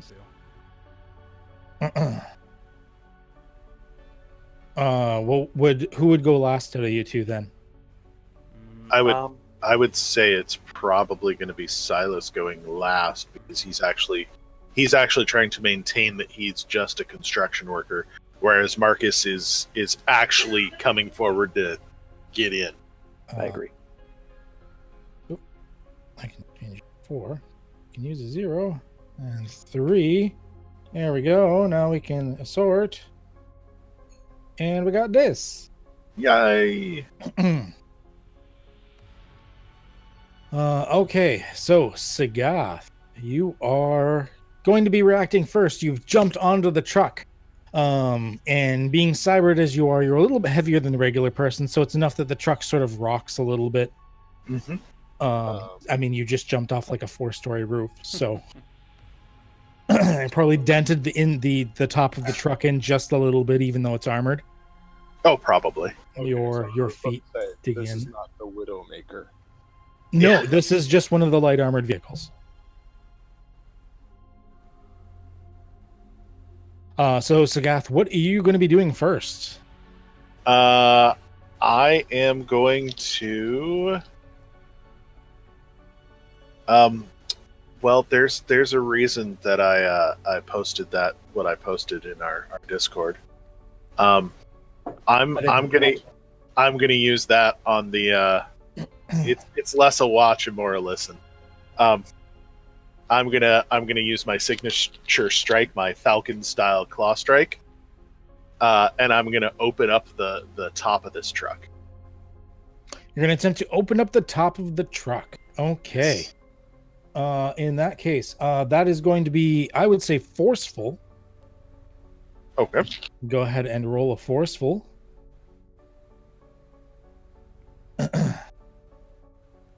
And I'm going to say this is creating an advantage. Actually, no, I'm going to say it's an overcome. Okay. Okay.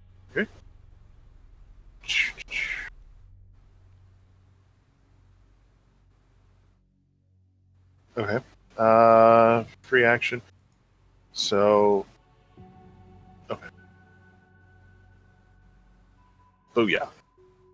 That is enough. You don't succeed with style, but you do succeed. You needed a 2. So you are basically opening up. You're opening up where they're sitting, or you're opening up like the back, trying to open the back area. I'm opening up where they're sitting. Okay, that's what I thought. Back area would have been tougher. So where they're sitting, yes. So suddenly, like with this like horrible screeching, wrenching sound, you just see the cybered ninjas just reach out with suddenly like metal clawed hands tear through the metal in the top of the cab and just rip it open. We can. Oh. Switch to combat music. Hey. Okay, so that was Sagath as you open it up to see 2 surprised-looking individuals. There's a woman that looks like she was driving. You can only sort of tell their gender a little bit by they look up at you and you can see their faces and whatnot. She looks feminine as far as you can tell, but she is in like riot gear of some kind. Maybe not full riot gear, but protection of some kind. And then there's like an orc dude sitting in the passenger seat, and they both look up at you rather surprised by all of a sudden this guy like ripping through the cab. Madrick, you're going to be next. Okay, I'm just going to be acting like a pedestrian right now. Like, I got my phone out pretending to like record this crazy cyber ninja like tearing into the top of this armored truck, and I'm going to move over to the side and like look like I'm getting a better angle. Okay, I am going to say that. Go ahead and do a clever roll for creating an advantage. To sort of blend in with everybody. No. Oh, you rolled careful. I'll let you re-roll if you. Oh, sorry. I'll give it to you. 1. That's enough. I'll give it to you. So in that case, you created advantage. So if you want to give, what would you say would be a good temporary aspect to represent sort of blending in like? Just another person. Just another face in the crowd. Okay. I was going to say something like, not the crazy cyborg ninja on your roof. Okay, so just another face in the crowd. Forgot to add. So you have 1 free invoke on it if you need it for any reason. All right. Okay. Marcus, you're going to be next. So as I get out of the vehicle, I'm like wearing some kind of ratty jacket and some kind of like turtleneck or something. I want to actually pull that up and over my face, so I only have kind of my eyes showing. Head to the back of the truck and hit that button to release the truck. Okay. And start making my way up to the armored vehicle. Okay. I'm gonna say releasing the truck is basically going to be your main action for the round. But go ahead and position yourself wherever you want. Okay. Because it's only the 2 zones, so you can move a zone within your turn anyways. Yeah, I'm gonna head to kind of the back corner of the truck and I'm gonna try to be walking straight behind the truck, so I'm not necessarily seen by the mirrors, but get kind of right behind the corner and just wait to hear a door pop open or anything like that. So would I see Gat on the top from where I'm at? It was very noticeable that someone just dropped out of the sky and with a really loud crunch, like had fallen, and you can sort of still see he's not like flat on it, so you can kind of still see his head. Yeah. So I'll recognize Gat probably has a plan, has something going on, so I'll just head up there for backup for when action's needed. All right. Silas, you're next. Mr. Construction Worker. Well, I think with this turn, I'm going to pull out my comm and start taking a video for Instagram, if that's still around. Okay, Maybe so you're getting a little bit closer to. You're doing much the same thing that Madrick is at this point? Yeah. So go ahead and also roll a clever for me. Sure thing.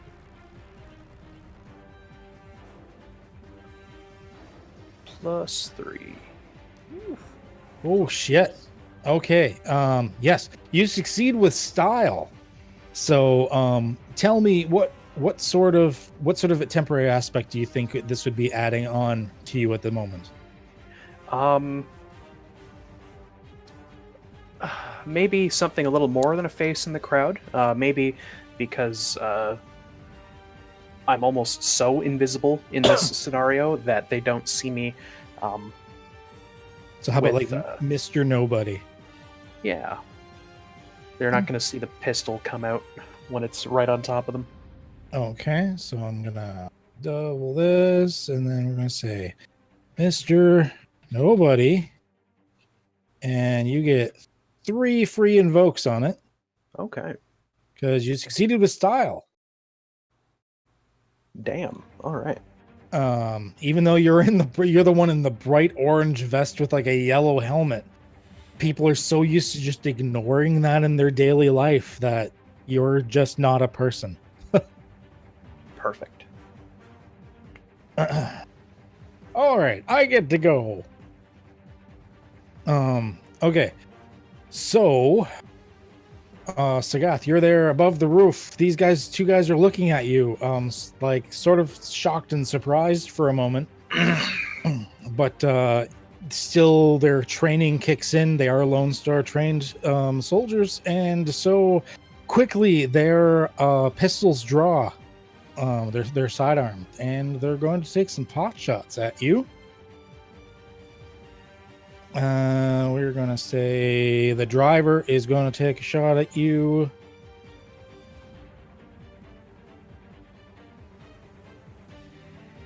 Okay, so the driver takes a shot at you, currently rolling a 3. How would you like to defend against this? Quick. I'm so expecting it. I'm just like, as the gun comes up, it's just like, out of the way. Okay, so one of those anime, like, suddenly shift over to the side type thing. So go ahead and roll a quick, see if you can sort of get out of the way of that. Oh yeah, no problem. You're gonna sidestep that.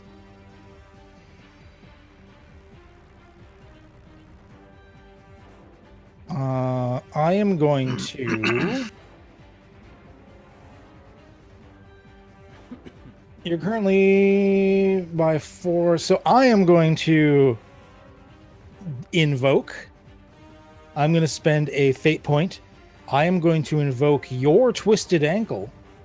And you go to go to the side, and all of a sudden you land a little heavy on the ankle. You're like, oh god, and you're not moving quite as fast as you thought you would. So you are so I am currently beating you by 1. I have a 5 versus your 4. Okay.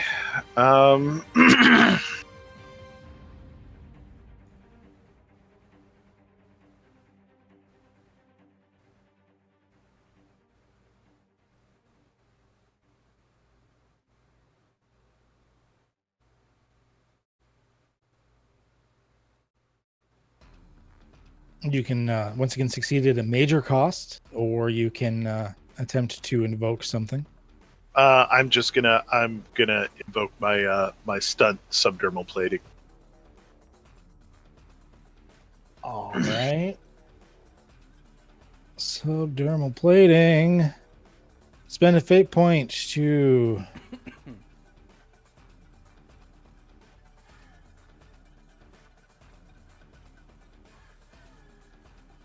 Here we are. Spend a fate point to +2 to defend against any attack that would cause physical stress. I'm realizing now I'm looking at it and it's not balanced properly. That is not correct. I'm going to change that a little bit. So it should be +4 to defend. Oh, okay. Because if you spend a fate point to invoke something, you'll get a +2 anyways. That would basically just be an aspect at that point. Oh, okay. Spending a fate point in a stunt should be a little beefier. So I'm going to say it's a +4. Okay. Cool. If it was just like once free per scene, then it would be a +2. But since you're spending a fate point, yeah, I'm going to definitely say it's okay. Just a little tweak. So we're going to get rid of one of your fate points. And yes, you're now beating him. No problem. In that case, so the shot goes off. You go to like quickly move out of the way. Wince a bit on your ankle as you realize, oh shit, and you like forgot about that, and it doesn't slide quite right. But thankfully, like you were angled enough that it sort of pinged off of the armor that you have built into. When the second one attempts to do a pot shot at you as well, this guy's not as proficient. So how are you going to react to this one as suddenly one of them pings off your shoulder? I've still got part of their cab in my hand, so I'm gonna put that in the way. Like, just kind of bend the metal a little bit more to catch that. I am going to say that's forceful because you're sort of bending this piece of metal into the way. Okay. So you're currently tied. So, you can't see. So how did you want to see about breaking this? Or actually, you don't need to break the tie because they won't be doing anything to you. So you are fine. Because I am not going to invoke any. And give me 1 second. I am rolling some things for the people inside the back.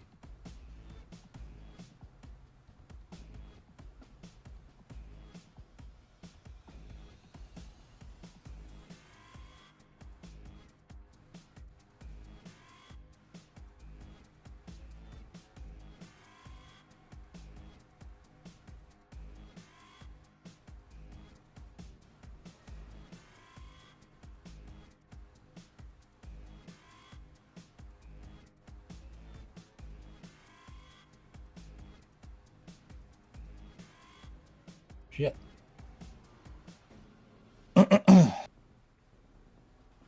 Okay. Sagath, your turn again. Sweet. I'm going to. Well, I'm gonna quickly.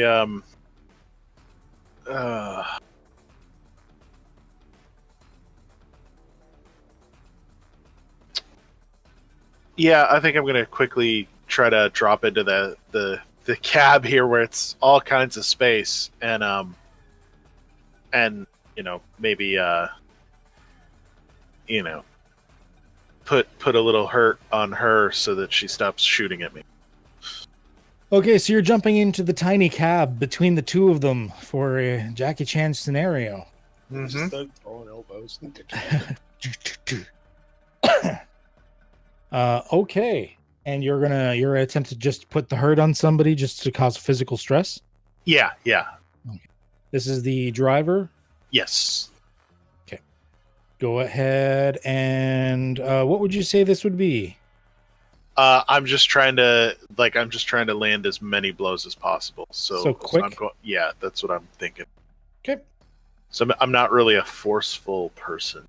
So you're more just trying to strike them to stun them a bit and disorient them. So I'd say quick.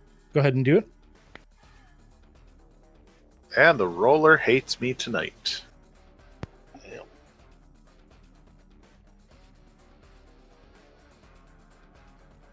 That is literally. Well, thank you, Roll20. It's not showing me what you're. Oh, there we go. That took forever. Oh, it does hate you. Okay. I am going to say.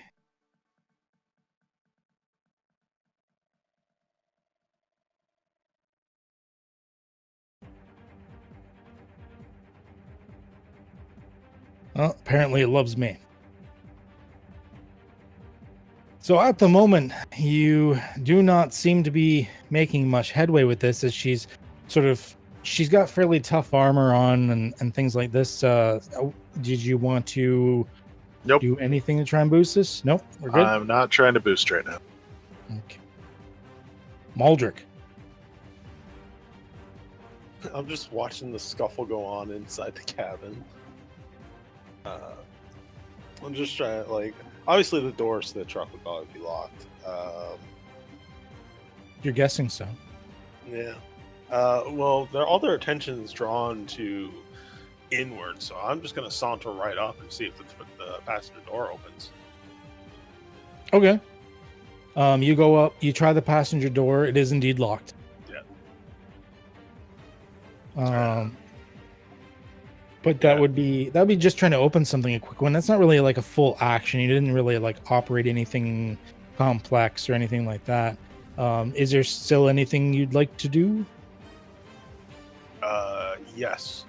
Seeing how the door is locked, I'm going to plan B. I'm pocketing my phone, twisting the cobra head on the cane to draw out the 2.5 foot single-edged folded steel sword that's concealed within it, and slashing out their tires.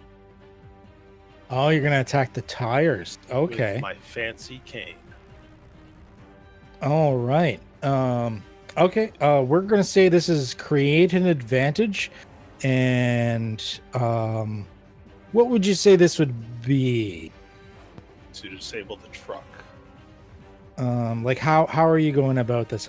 Carefully? Or with a flashy flourish? Just quickly. Just quickly. Quick swipe out. Okay, so you deftly and quickly go to swipe out the tires. Go ahead and roll a quick for me. So you will create an advantage. God damn it. I see. Okay. I am going to invoke my fancy cane. Has been recently maintenance, and it's nice and sharp. Okay, so remove a fate point. You're going to get a +2 to that, which is enough to succeed. Not succeed with style, but it's enough to succeed. So we are going to add a new scene aspect.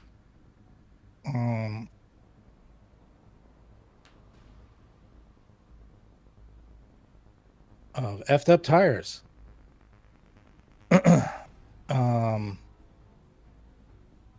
This is one that currently has a free invoke on it.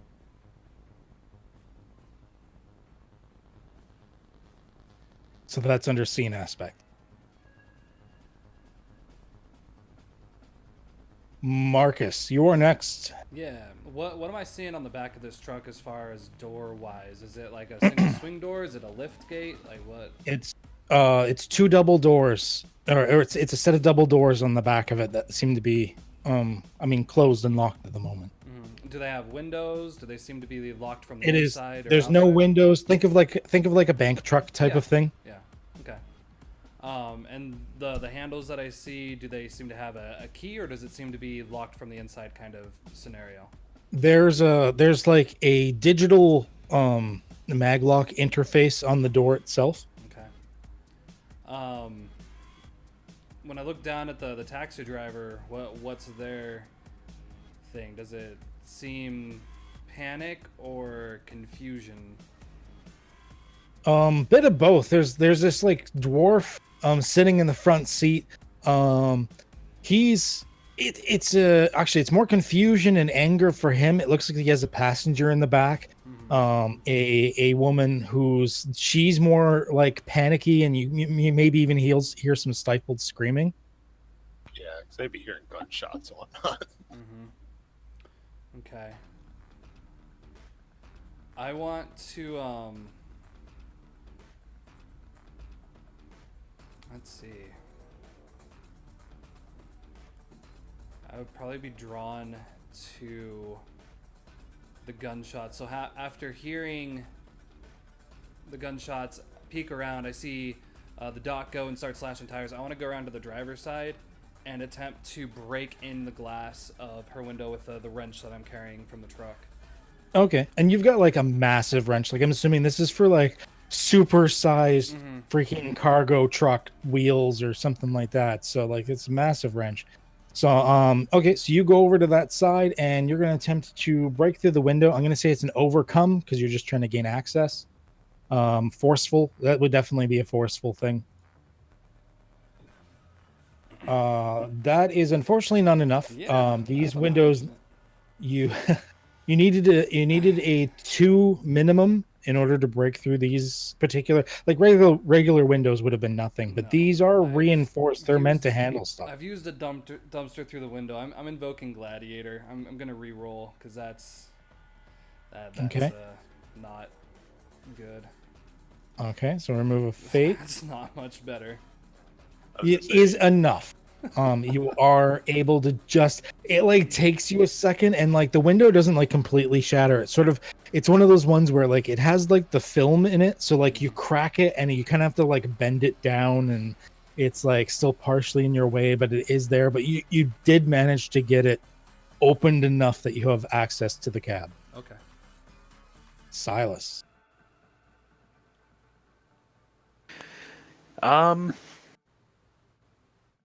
Well, from my point of view, both drivers are still conscious, correct? Yeah, there's like it's almost even filling with a little bit of smoke from like the firearms and stuff like that, a little bit of mist. But there's like awesome action movie escapades like going on inside the cab right now as this ninja is like doing ninja moves on these people as firearms are going off all inside this tiny cab. I'm going to move here, seemingly looking like I'm getting a better angle. And then I'm going to cast some sort of X-ray spell that allows me to see through the cab of the truck. Okay, so you do like this like motion where you do like this to try and like clearly see through to see into the truck. But while still maintaining that I'm just a guy watching. So it's okay. So before we roll, what did you want to set as your threshold, your limit? This is just a minor spell, so I'm just going to set it to 1. A 1, okay. So go ahead and roll. I would say this is clever. Okay. Oh, what a waste. Right? So it's you get a total of 1. Okay. Otherwise that would have been a 6. But at the same time, not as much to worry about. So you get a 1. And the way I'm working it is if the 1 fails, that doesn't mean you can't choose to pump it up with aspects and stuff afterwards. But that would increase it as if you would increase the threshold. Okay. At the moment, let me see here. Yeah.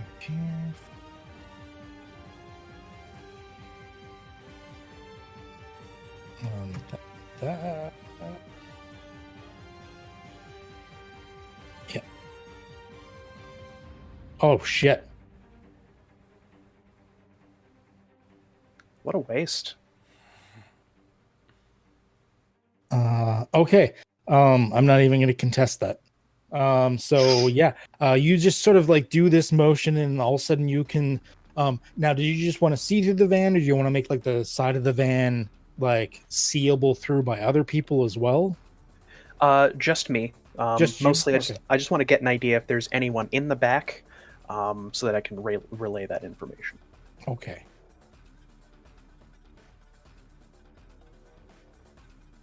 Two more. Okay. So there are 2 people in the back. They are in the same outfits that you've seen the people in the front wear, like from what you can tell. They're some sort of, official like flak vest and a helmet of some kind. Mm-hmm. They both seem to be in a sort of crouched position in the vehicle itself, both with firearms drawn. Sidearms? Yeah, looks like just sorry, no, yeah, just both of them have just sidearms like pistols. Okay. So before the end of my turn, I'll just relay through the comm. We got 2 more in the back ready to go. And that'll be me. All right. Are the packages there? Yeah, what is the cargo? Oh, looking like? and you do see there's several crates. All of the crates you were expecting were in there. Okay. Stacked to the ceiling, or? Basically, it's there's like 2 crates on either side of the vehicle. Okay. Because they're fairly large crates, like they're big enough for basically a person to crawl inside of. Okay. Yeah, so I'll relay. Cargo's ready to go too. Does it look like they're moving? Because if they get to that back door, I can try to get back there and keep it open. Looks like they're waiting for an attack. Looks like they're waiting for us to come to them. So we'll have time to deal with your friends in the front here. I would assume that's standard procedure. Wait for backup. Yeah. If the truck's not compromised, then you can just hold up.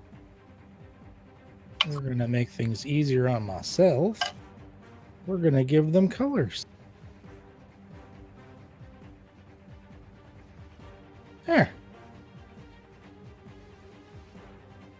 Okay, so that means it's my turn.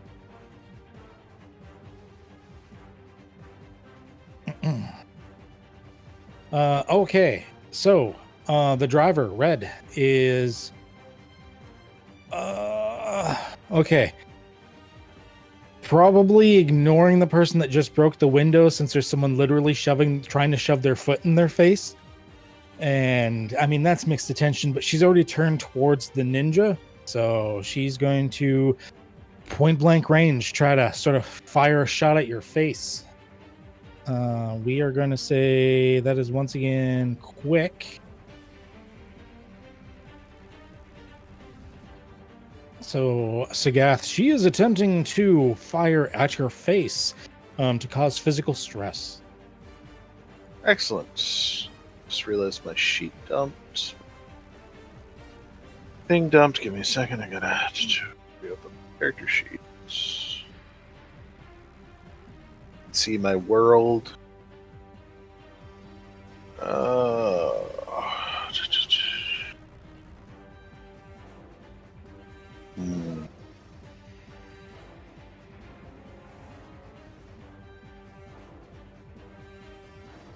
You know what? I'm going to, as she's trying to shoot in my face. I'm gonna actually just quickly try to shove her gun either out the torn top or, like around me, causing the. I'm just trying to make sure that the muzzle's not pointed at. So you're like trying to like knock up her hand or whatnot, so it points up instead. I'd say that's probably quick. It's just like it's a quick snap of the wrist. Oh, nice. Very nice.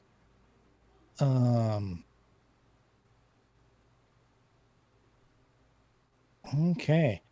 Yeah. That's enough that you're able to redirect it, and she doesn't actually do anything to you.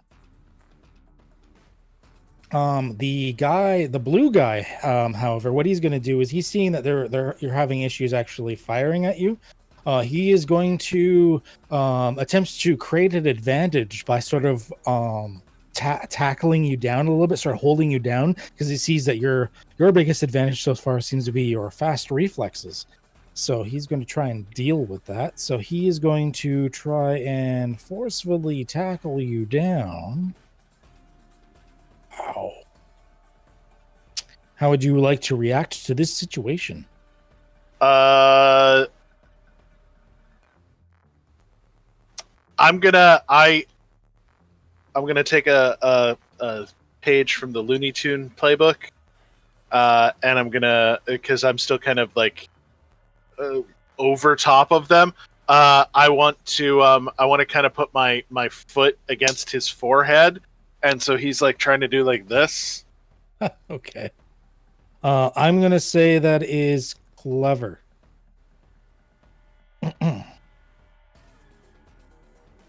Just like put your foot against his face and he's pressed it up against the glass. Okay, so you're tied at the moment. I'm just gonna double check. I believe that means he does not create the advantage.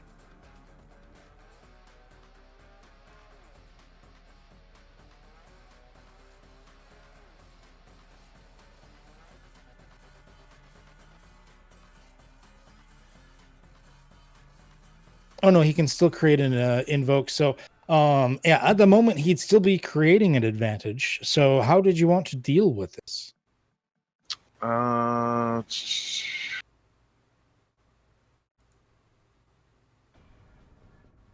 those were temporary aspects for.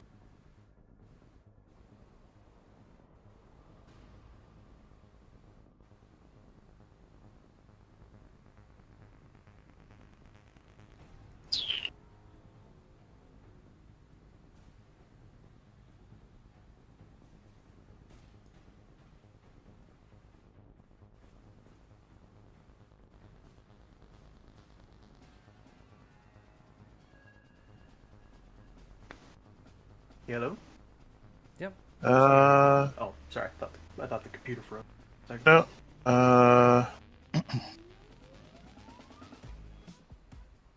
10 seconds. I'm actually going to use my will you let me talk? I'm going to use my stunt since we ended up didn't use it correctly at the beginning of the scene. I'm going to use it to create a boost against him because he's seen my scary claw style. So it's just like because I can attach it to him as a free action as a boost. So he saw me tear open the truck. As free action, you attach this aspect to an opponent as a boost. Okay, so and then I'm assuming immediately using it again. Yes, that is correct. So, signature strike. You have done that. Okay, so you sort of swat his hand out of the way as he goes to do that. So you got your foot against his forehead. He goes to still grab at like your foot. You just kind of like you do your claw thing, which sort of like stuns his hand a little bit. He's not able to actually get a purchase on you as a result. Correct. Awesome. Okay. Now rolls for the guys in the back.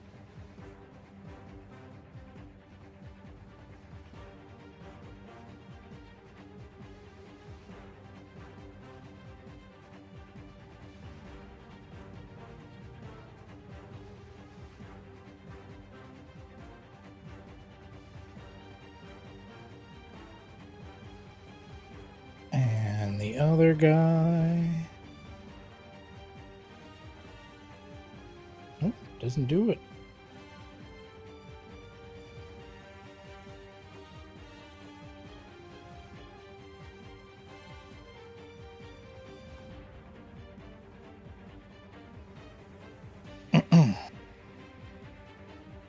Sagath, it is your turn again.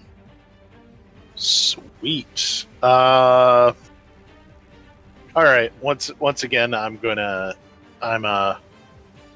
you know what? I got friends outside.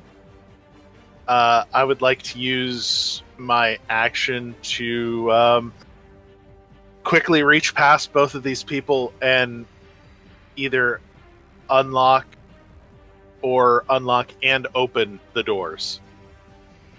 Basically spilling them, because like I've kind of dropped down in the middle, and then I want to kind of like reach out past them. You have to unlock the door, so I'm going to give you one door to unlock. Okay. I'll do my driver because Marcus is on the side. Okay. I'm not going to make you roll for that.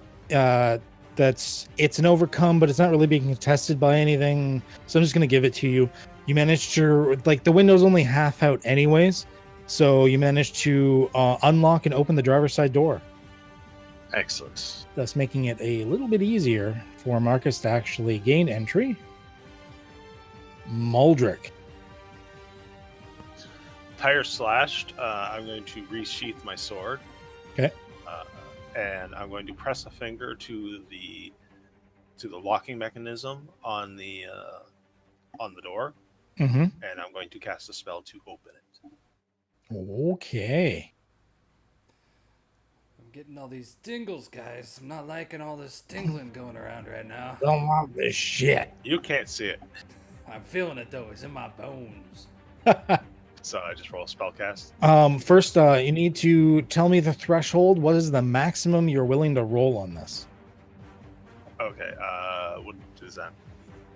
Like, you know how like sometimes you roll like a +3 or a +5, because you're going to have to deal with dealing stress to yourself afterwards. You might want to limit how well you're willing to do. Okay. Because however much you succeed by is how much stress you're going to deal to yourself on your magical track. I'm just trying to unlock the door. So I'm going to say that's probably a minimum of a 2 to unlock the door. I was about to say 2. Okay.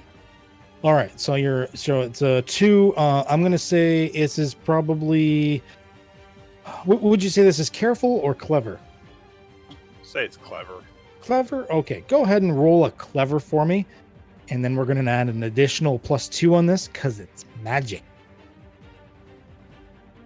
Okay. So it's as if you rolled a 2. So you're good at the moment, but you're dealing 2 stress to yourself. So now we are going to try and deal with that stress. Roll a spell casting for me. Oh God. Oh, so at the moment it's at a +2 and you're at a -2. So it's basically dealing 4 stress to yourself at the moment. Did you want to you put that on your magical stress track? Did you want to try to invoke something to lessen that? You could take it as a consequence. Let's see. Because that's 4 points. You couldn't sap your 1 and your 2 because that would be only 3 points. You'd probably have to sap your 2 and your 3 on your magical stress track. Yeah, I don't think I have anything that can. You've got, because you've got your 1, 2, and 3 boxes. Yeah, could I just sap that on my magic? Okay, so just put on your magic stress track. Yeah, so that'd be Okay. 4. That'd be no. You only had the first 3 boxes, so it'd be the 2 and the 3, because that would sap 5 points in total. Okay. So you still have your 1 box free. Yeah, and Fate Accelerated, you only ever have the 3 boxes unless you have a feat that says otherwise. Okay. But the door clicks open with there's this like weird vibrating in your hand and the most subtle of glows that only you really see. And click, the door opens and you're able to open it. Got a pounding headache right now, but it's open. Oh, it's tiring. Marcus. Door open. I want to grab the driver and throw them across the road into the brick wall that's on the other side of the road. Okay. Are you trying to do this to cause physical stress or dumpster through window as much force as I possibly can? Okay, so causing physical stress? Yeah. Okay. We're going to say this is forceful. I would definitely say that's forceful. All right. There we go. Shit. Oh shit. I'm gonna. Very nice. I say it's forceful back because it's really sort of a contest of strength at this point. So I've got this. Yeah. No. Nailed it. Yeah, let's see here.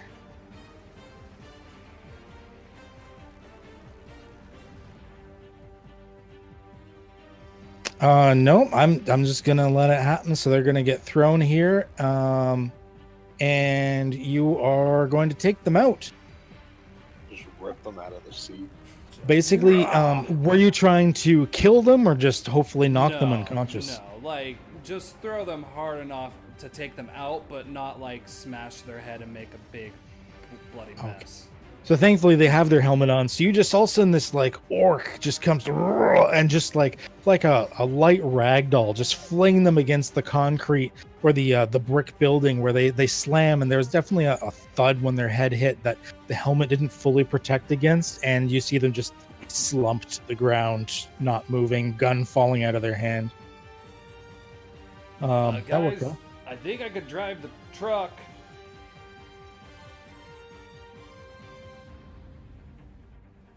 Guys, do you think maybe we can get it out of here? Ride on the rim? Maybe. Even if we can just get it a little bit further from here, maybe that'll cause the guys in the back to decide they wanna come out and play. How do we remove the spike strip? I'm gonna say it's Silas's turn now.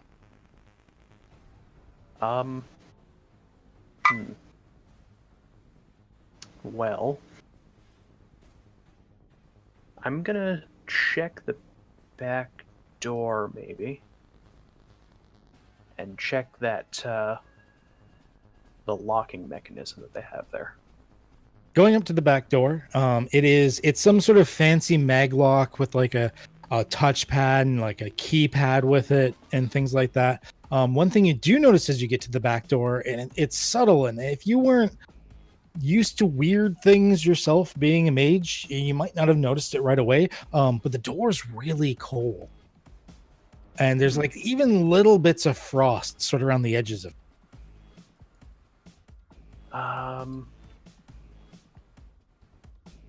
Could I search my memory for an indication of what that could be?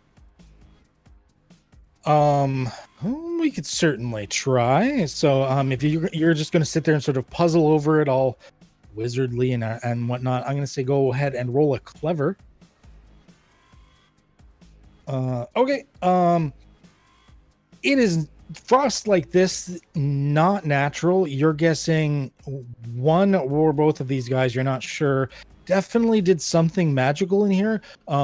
It's not unusual for a common protective barrier that's a little more on the easier side to summon to be like some sort of like ice shielding.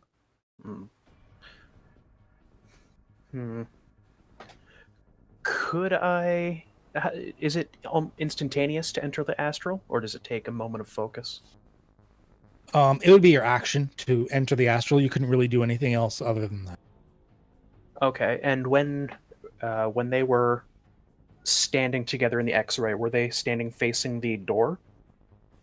No, it looks like they were crouched facing each other. Facing each other.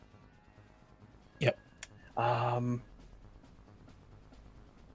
In the angle that I had in there, maybe behind a crate, was there enough space to stand or get a view of anything if I were to enter in a projection?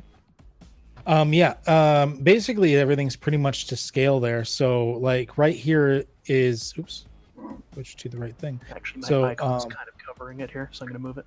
Right here in the truck is enough space for like a person. I mean, there's a space for like more people in the back than just them. Also, when you're astrally projecting, you phase through solid objects, so you really only need to partially be in. Yeah, I guess I'll project myself and then stick my head in a way that in case they were magically inclined, they wouldn't be able to see me. Okay. You project yourself forth. I'm actually going to do something. Oh no. Is he trying to fake me out is the question.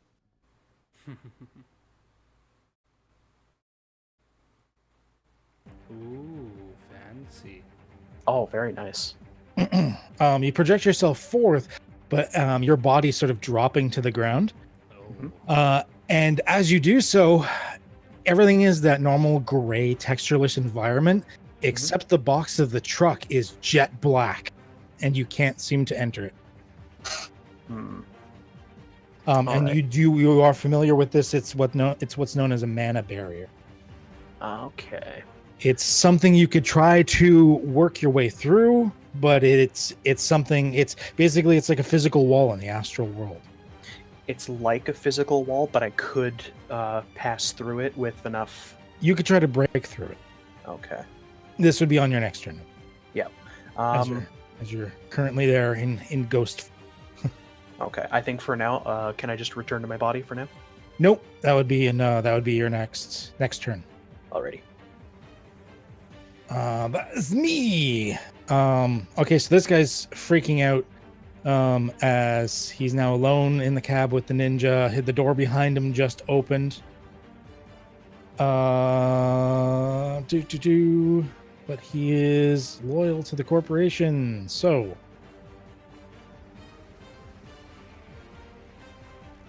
he is.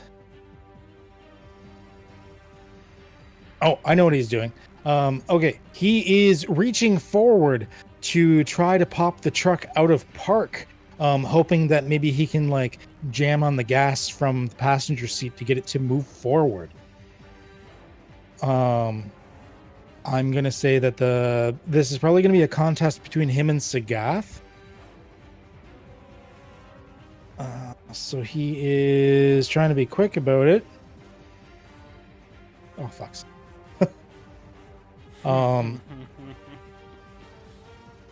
Yeah, actually, I'm going to give you the option either Sagath or Madrick. Who do you think would sort of react to him doing this? Well, I'm in the cab with him, so I think him reaching past me would kind of... That's what I figured. I'd give you the option, though. Yeah, that makes more sense for him. Okay, so, Sagath, how are you going to react to him trying to do this? Quickly, I'm gonna like stomp on his foot as he reaches across. Okay, so quickly react for me. Oh yeah. That's a 4 difference. I'm not even gonna contest that at the moment. So he it's like one of those, once again, like Jackie Chan martial arts movies where like he's probably trying to like reach out with both hands at like different times, and you're just like catching the hand and like back and forth. Okay. And the 2 guys in the back.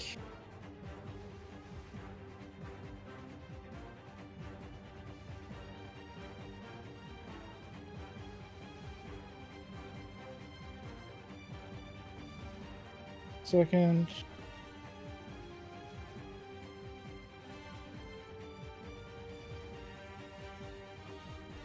Oh, I rolled the wrong one. That's fine. Keeps us on our toes. We don't know what you're rolling. Yeah, you don't know what I'm rolling for anyways. And the other guy...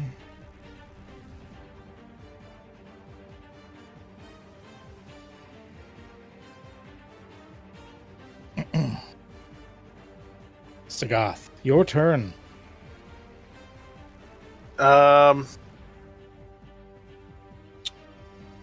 Do there appear to be any, other than driving things on the dashboard, do there appear to be any buttons or like comms or unlocks that would communicate with the back?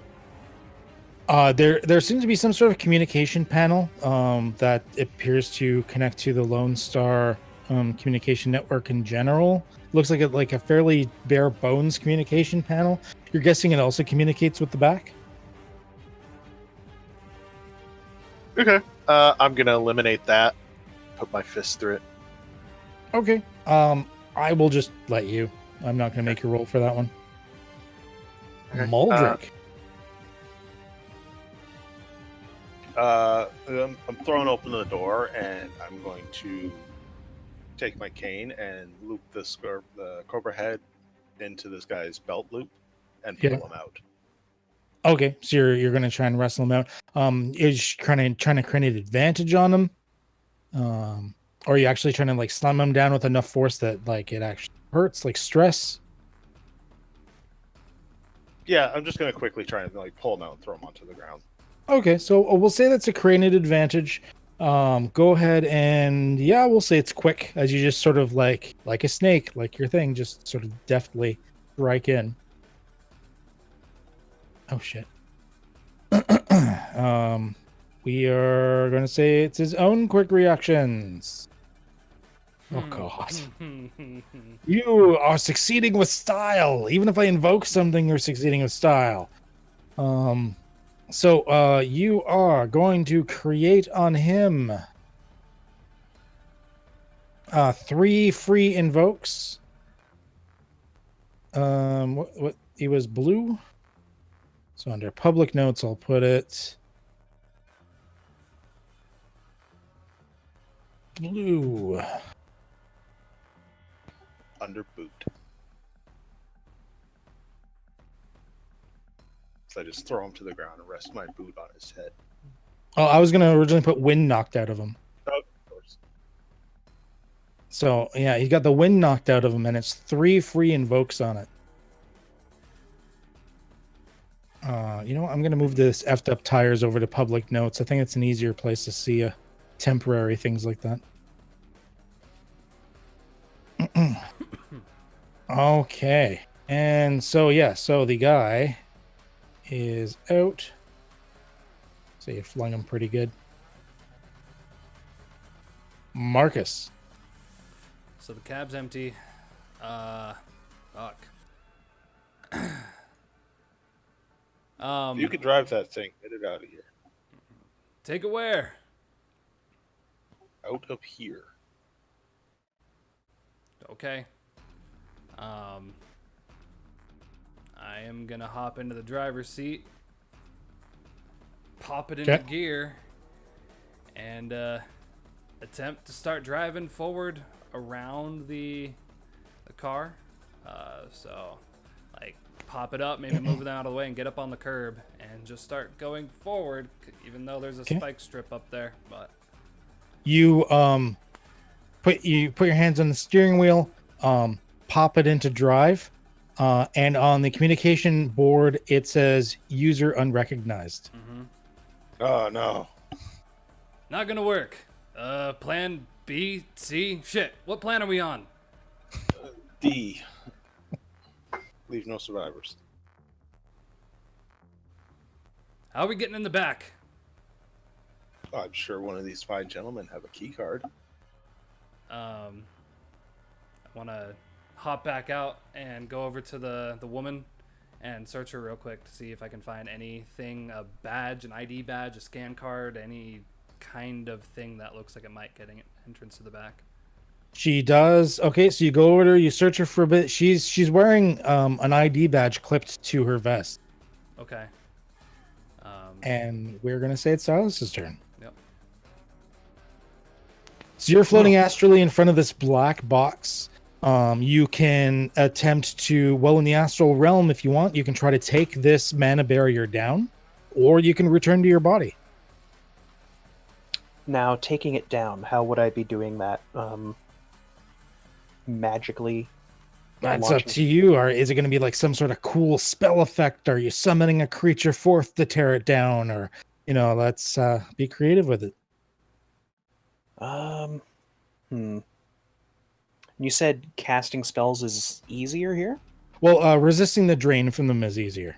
Okay. Basically, it's where you normally get the +2 on just the spell casting itself. When you're in the astral, you also get a +2 on dealing with the stress afterwards.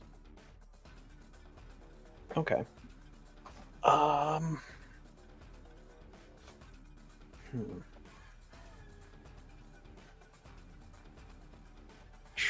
I could. I'm going to, from this point, attempt to create some sort of void or like a pinhole, black hole of some kind, and then have the truck peel open, the mana barrier peel open. Ooh, okay. So you're creating this like void singularity of destruction to try and just sort of almost like a candy wrapper peel this barrier off of the truck. Yeah. How would you say this is approached? I'm gonna try and do this as carefully as possible because there's cargo in there that I don't want to damage. Okay. And if my magic does that, then yeah. Well, you can't really affect the physical world. So unless there's something magical in the cargo, you probably won't affect it. Oh, okay. But yeah, go ahead and roll a careful. Okay. Interesting. Okay, that is resisted by At +2 still. that is still a +2, yes. So it's at a so you're currently at a 1. Mm-hmm. That is resisted by the guy who cast the mana barrier, Okay. who got the exact same thing. So currently you're doing nothing. Can I boost it? Yeah. What would you like to pump into it?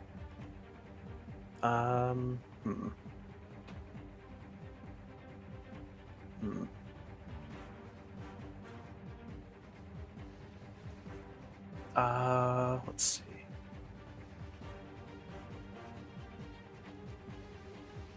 Now, I'm invoking, correct?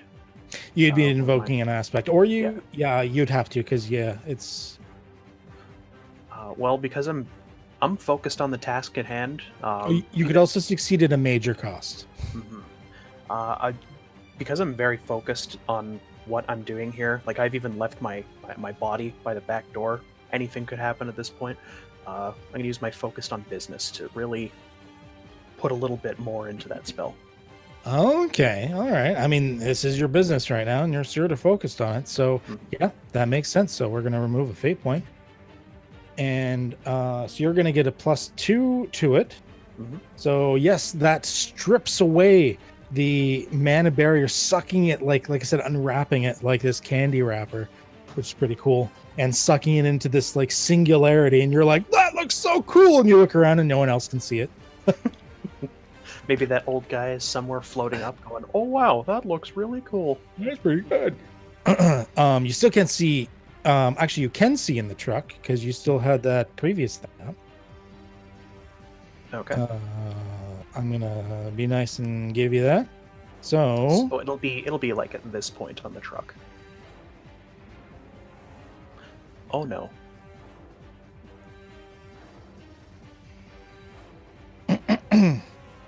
Oh no.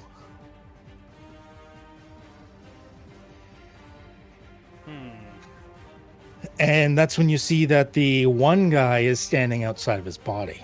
Marcus would like to get to know. True. And that is your turn. Yeah. My turn. Okay. This guy is going to come up to you. And he is going to, with all this psychic summoned energy, attempt to blast your spirit away. We are going to say this is forceful. Actually, no, he's being clever about this. How he's summoning it. And he is not choosing a threshold limit.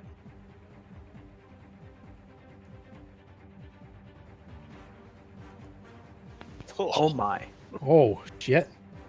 Well, that may have gone poorly for him. Huh. And that's 7? That would currently be 7. Well. Because I didn't add the additional +2.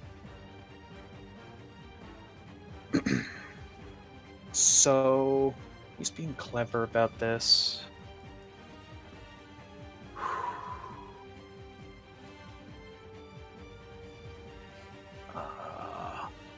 Could I attempt some sort of magical block, maybe? Okay, so you're trying to create this like psychic shield or something and like throw it up around you. And I would say it would probably be like a quick reaction, I would say. Okay. Unless you can figure out another reason why it would be something different. Because if you can convince me, I'm always good with it.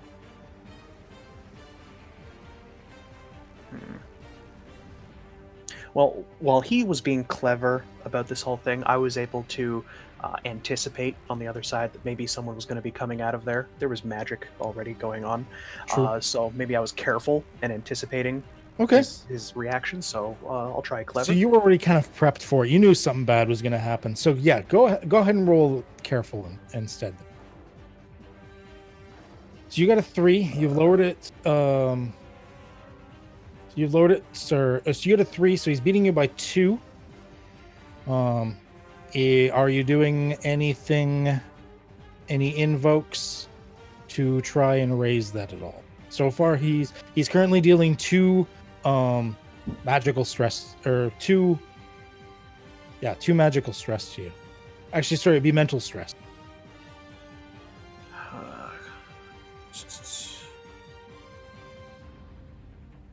Oh no, I'm reading my notes now. Anything in the astral is dealt as magical, so it's 2 magical. Okay.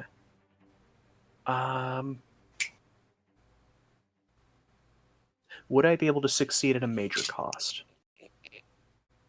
or block his attack at a major cost?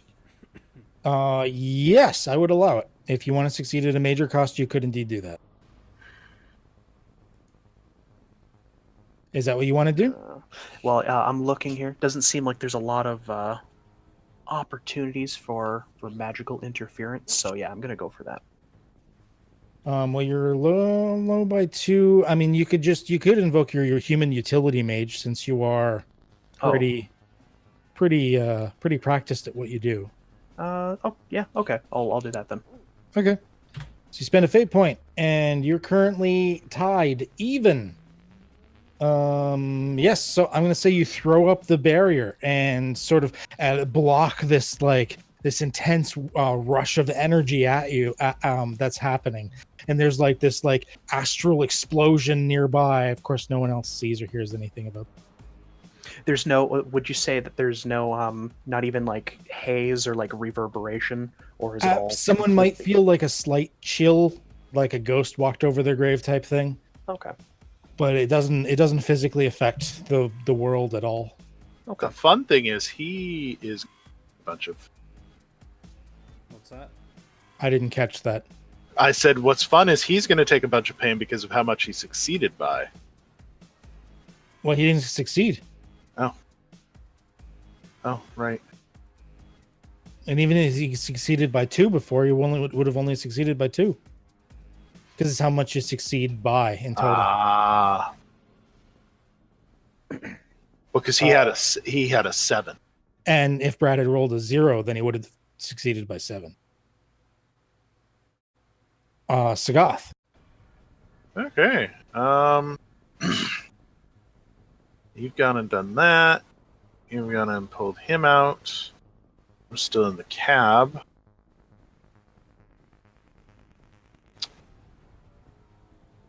I am going to... She's unconscious, right? Yep. The only thing you know is the blue guy is thrown on the street and sort of like doing that whole trying to catch his breath, and the red girl doesn't seem to be moving, and Marcus is just sort of standing over her. I would like to go over here and pick her up. Okay. And bring her back into the truck. Okay. And because I'm smaller than Marcus is, I'm going to actually sit with her on my lap. Yep. And put her hands on the wheel and then try to shift it into drive. Now it's I'm going to say on this turn, you can bring her into the truck. Okay. I will say right away, it does. As soon as you put her hands on the wheel, it does say user recognized. Yes. That's as far as you get this turn. So you actually hear that over your headsets. Yes. You hear this truck start up. What? Huh? Oh. All right, Madrick. I just kind of stand over to the guy with my foot on his chest, and I'm like, it's nothing personal. And I twist the cane head again and just go for the jugular. Ooh. Okay. That could be pretty much anything. How do you think you're approaching this? Oh, I'm not even flashy about it. Okay. Go ahead with a flashy stroke to attempt to take him out.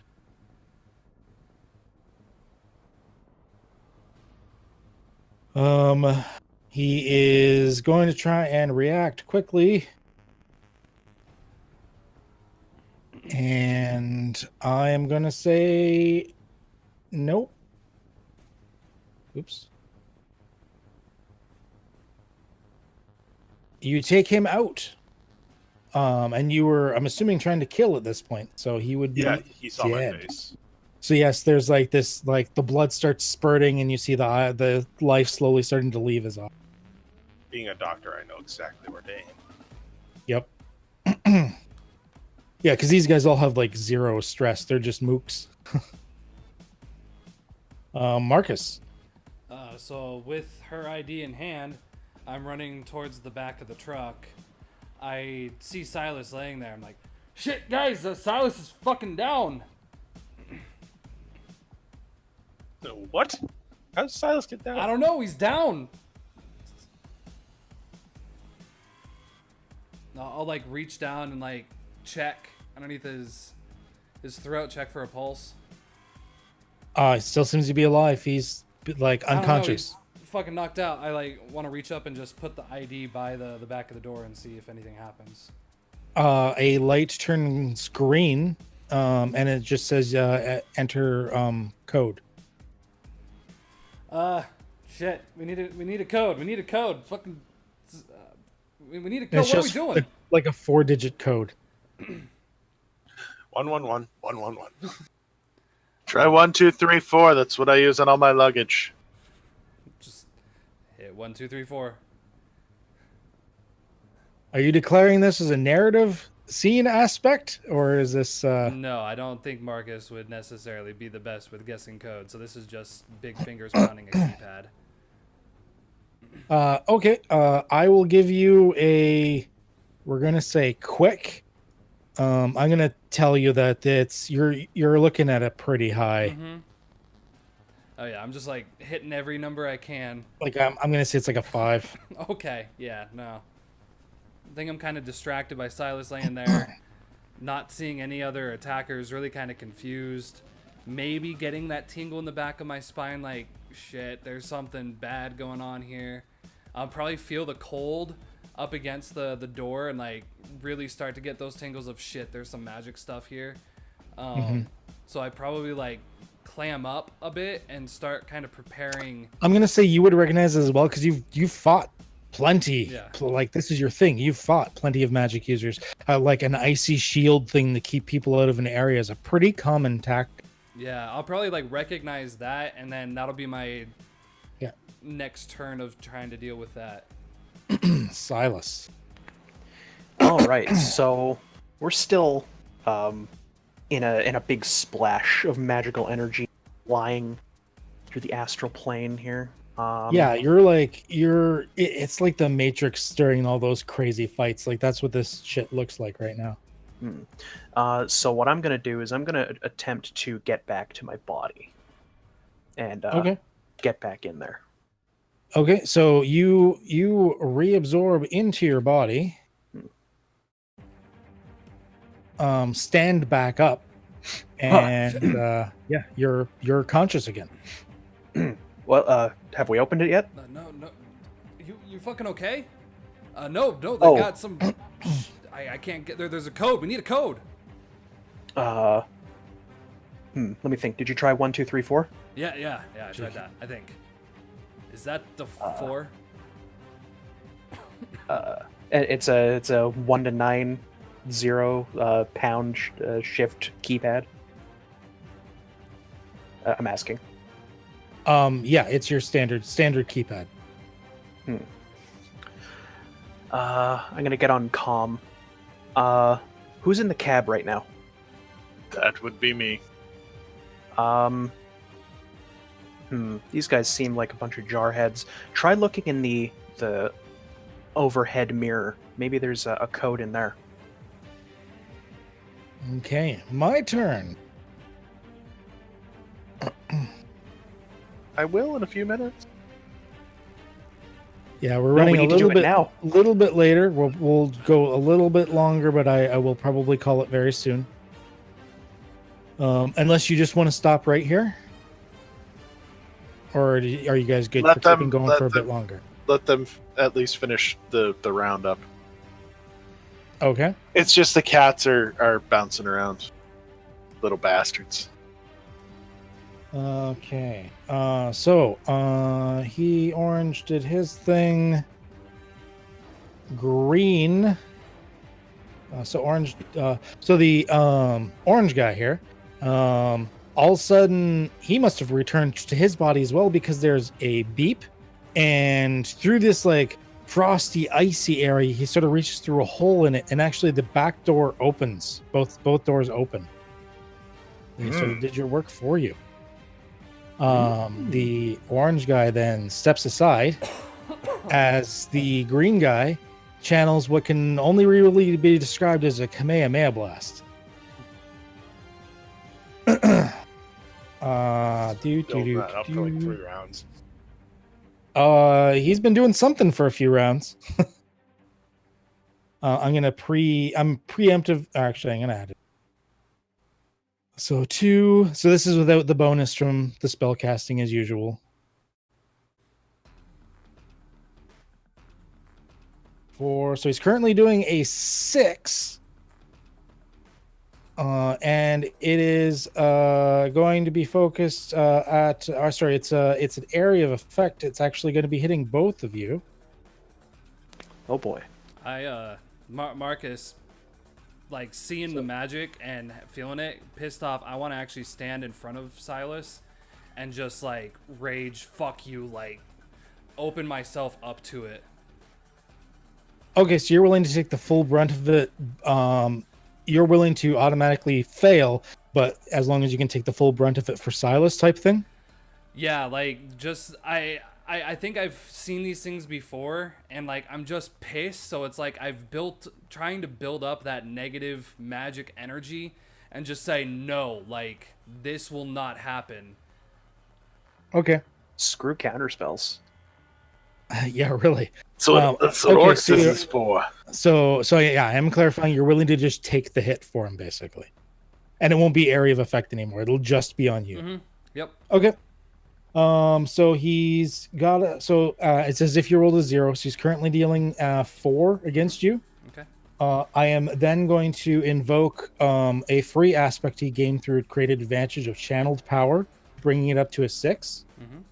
I'm then going to invoke a free aspect he created through it created advantage through of guiding spirits, making it an 8. Okay. And then I am going to invoke the last one for him. Here we are. Power of the ether, so making it 10. Okay. So he's currently dealing 10 stress to you. Mm-hmm. You can't roll to negate it because you did take it, but now you can try to negate it through a mixture of consequences as well as your physical stress track. Okay. Yeah. So being new, kind of maybe talk me through this a little bit. Okay.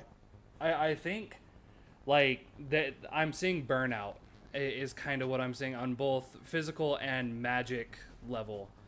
That the full brunt of this is just tapping me out of both, but it's almost like a sponge. Like I'm soaking it all up. Okay. So the way it works is the physical stress. You've got your 1, 2, and 3 boxes that totals up to 6 points in total. Okay. So you could use all 3 boxes to lower it by 6 if you wanted. And then consequences, you have a 2, a 4, a 6, and technically an 8, but you don't want to use that one because that changes who you are. Okay. But you have your mild, your moderate, and your like, what is it? Mild, moderate, and severe consequence. Okay. Mild will go away at the end of the session. Moderate could take a while to go away. You need to complete the next type of milestone to basically downgrade it so it can start healing. And then severe, of course, is the +6. You have to take the highest milestone to downgrade it to start healing. Okay. You keep basically downgrading them until it finally goes away. So yeah, I think I would at least get the moderate consequence of like burnout. Like this is taking all of the magic that I use, the anti-magic, it's using all of that. So just burning that part of me out for now. And then okay, so I added it for you. Moderate magical burnout. And then so that brings it down to and 6. What a consequence basically means is it's a temporary aspect that's on your character. Okay. Something that I can use to compel you with or things like that. Yeah. And then what kind of energy is this again? Like it's just like raw magical energy. Okay. Can I poke in? Sure. If you don't want to be taken out of the scene, he's not going to take out. He absorbed it all. Oh, because he's 6 from physical stress and 4 from a consequence. So that's 10. Yeah, but wouldn't that tick all his boxes though? And wouldn't that you don't get taken out when you tick all your boxes. Your boxes. Oh, it's the next one. It's if you can't tick anything else out, then you're taken out. So, okay, never mind then. So just with the loudest, deepest roar ever, I just stand in front of Silas and like just try to widen out, and I think my whole figure, this big bravado, beefy thing, just almost appears wilted. Okay, so yeah, he's suddenly like freaking Piccolo jumping in front of Gohan level scenario as this big blast comes in, and there's like screaming as like, the front of his outfit is completely burnt away, his chest is all burnt, and there's like this sparkling, crackling energy that's like actually shooting through his body even after the blast fades away. It's a good thing we'll be going to the doctor. I'll catch him. Okay. He's very heavy. Oh, and I'll try to put him down as gently as I can. He's still technically able to move, but he's not feeling pretty. That's for sure. He's not feeling pretty. And Sagath. You heard this. Like this was not quiet. Oh yeah, with the speed that I am known for, I'm going to. Oh, sorry. I need to do one other thing. I need to see if the guy just blew himself up. Oh, please. Oh, yeah. Please. Yes. Please. No, even better. The spell backfires and he turns himself into a chicken.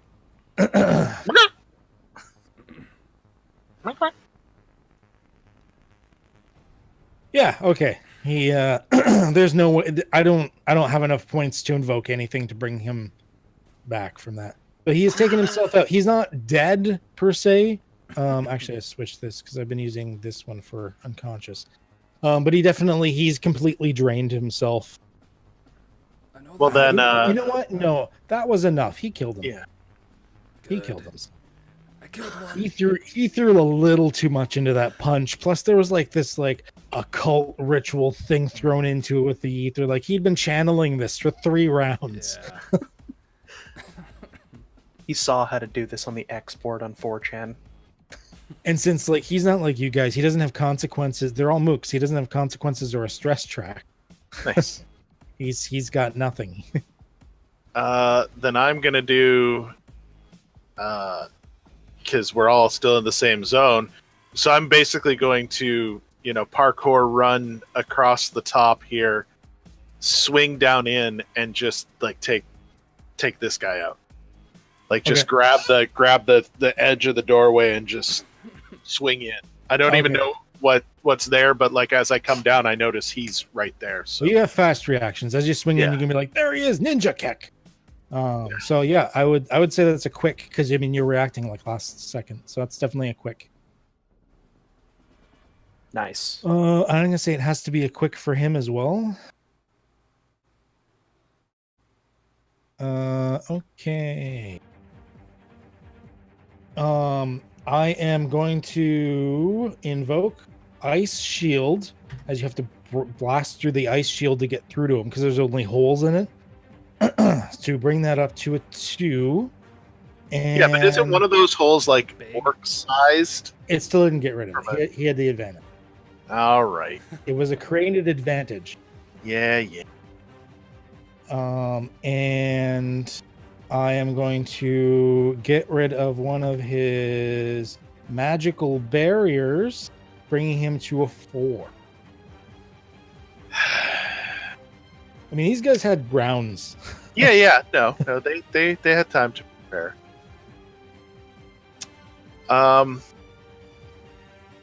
Okay. Well, then I'm just gonna. It's just. Yeah, that barrier's not a problem, because as I was running across, because I'm gonna spend a fate point and I'm gonna use my ancestral blade, which very few of you probably at this point have ever seen me draw. I always carry it with me, even if you don't see it. Yeah, exactly. And it's basically as I come through, it's like I pull that out, and that just gives me that +2. I just slice right through that magic barrier. Okay, so use your last phase point, bringing forth your ancestral blade as your kick didn't follow through, only for him to summon forth his guiding spirits. He's a whore. I should have re-rolled instead of +2. So once again, he's beating you by 1. I will succeed at I guess at this point it's a moderate consequence. Well, there's only minor or major cost. Oh. Then it's your call. I mean, it would be a major cost. Sorry, at this point. Yeah. There's no moderate. So you're going to succeed at a major cost. You got it, Pontiac. This needs to be done. So let's see. Rules of nature. Yeah, I'm gonna give you a moderate consequence. Let's see.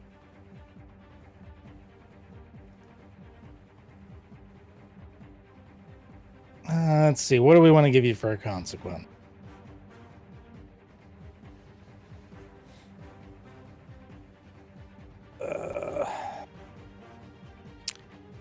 Okay. Not enough you twisted your ankle, but punching through with the kick. Or sorry, actually, you were using your sword. I'm going to switch this to Shattered Arm, because you now have the moderate consequence of Shattered Arm. As you go through it, you manage. This spirit comes up to block you, and you push through it with your because you've got like cyber arms and everything. You push through it, and it's like Major Kusanagi when she's like ripping the thing off the spider tank, and Yes. you're like screw it, and you push through it anyways, like buckling in part of your arm, the shoulder mount actually coming out a little bit, and you manage to go through it, and with a shocked look, you actually slice through the orange guy's body. And taking him out, I'm assuming with a grandiose kill. Because I'm assuming you're not knocking him. knocking No. him out. Okay. No. I don't know what went on back here, but obviously there was some mojo being thrown around. So with that, you've taken out all of your opponents. The next part could take us a little bit, so I'm going to say we're going to call it there. Cool. But congratulations, you've so far seem to be doing pretty good. Pretty good. Some of you took some pretty tough situations, but You know, you'll this feel I'm it. for. It's literally what I built my character for. Maldrick, since the two heavy lifters are currently down and out, it looks like we're going to be carrying some boxes. That's what the truck's for. That's why I unhitched the truck. I gotta go.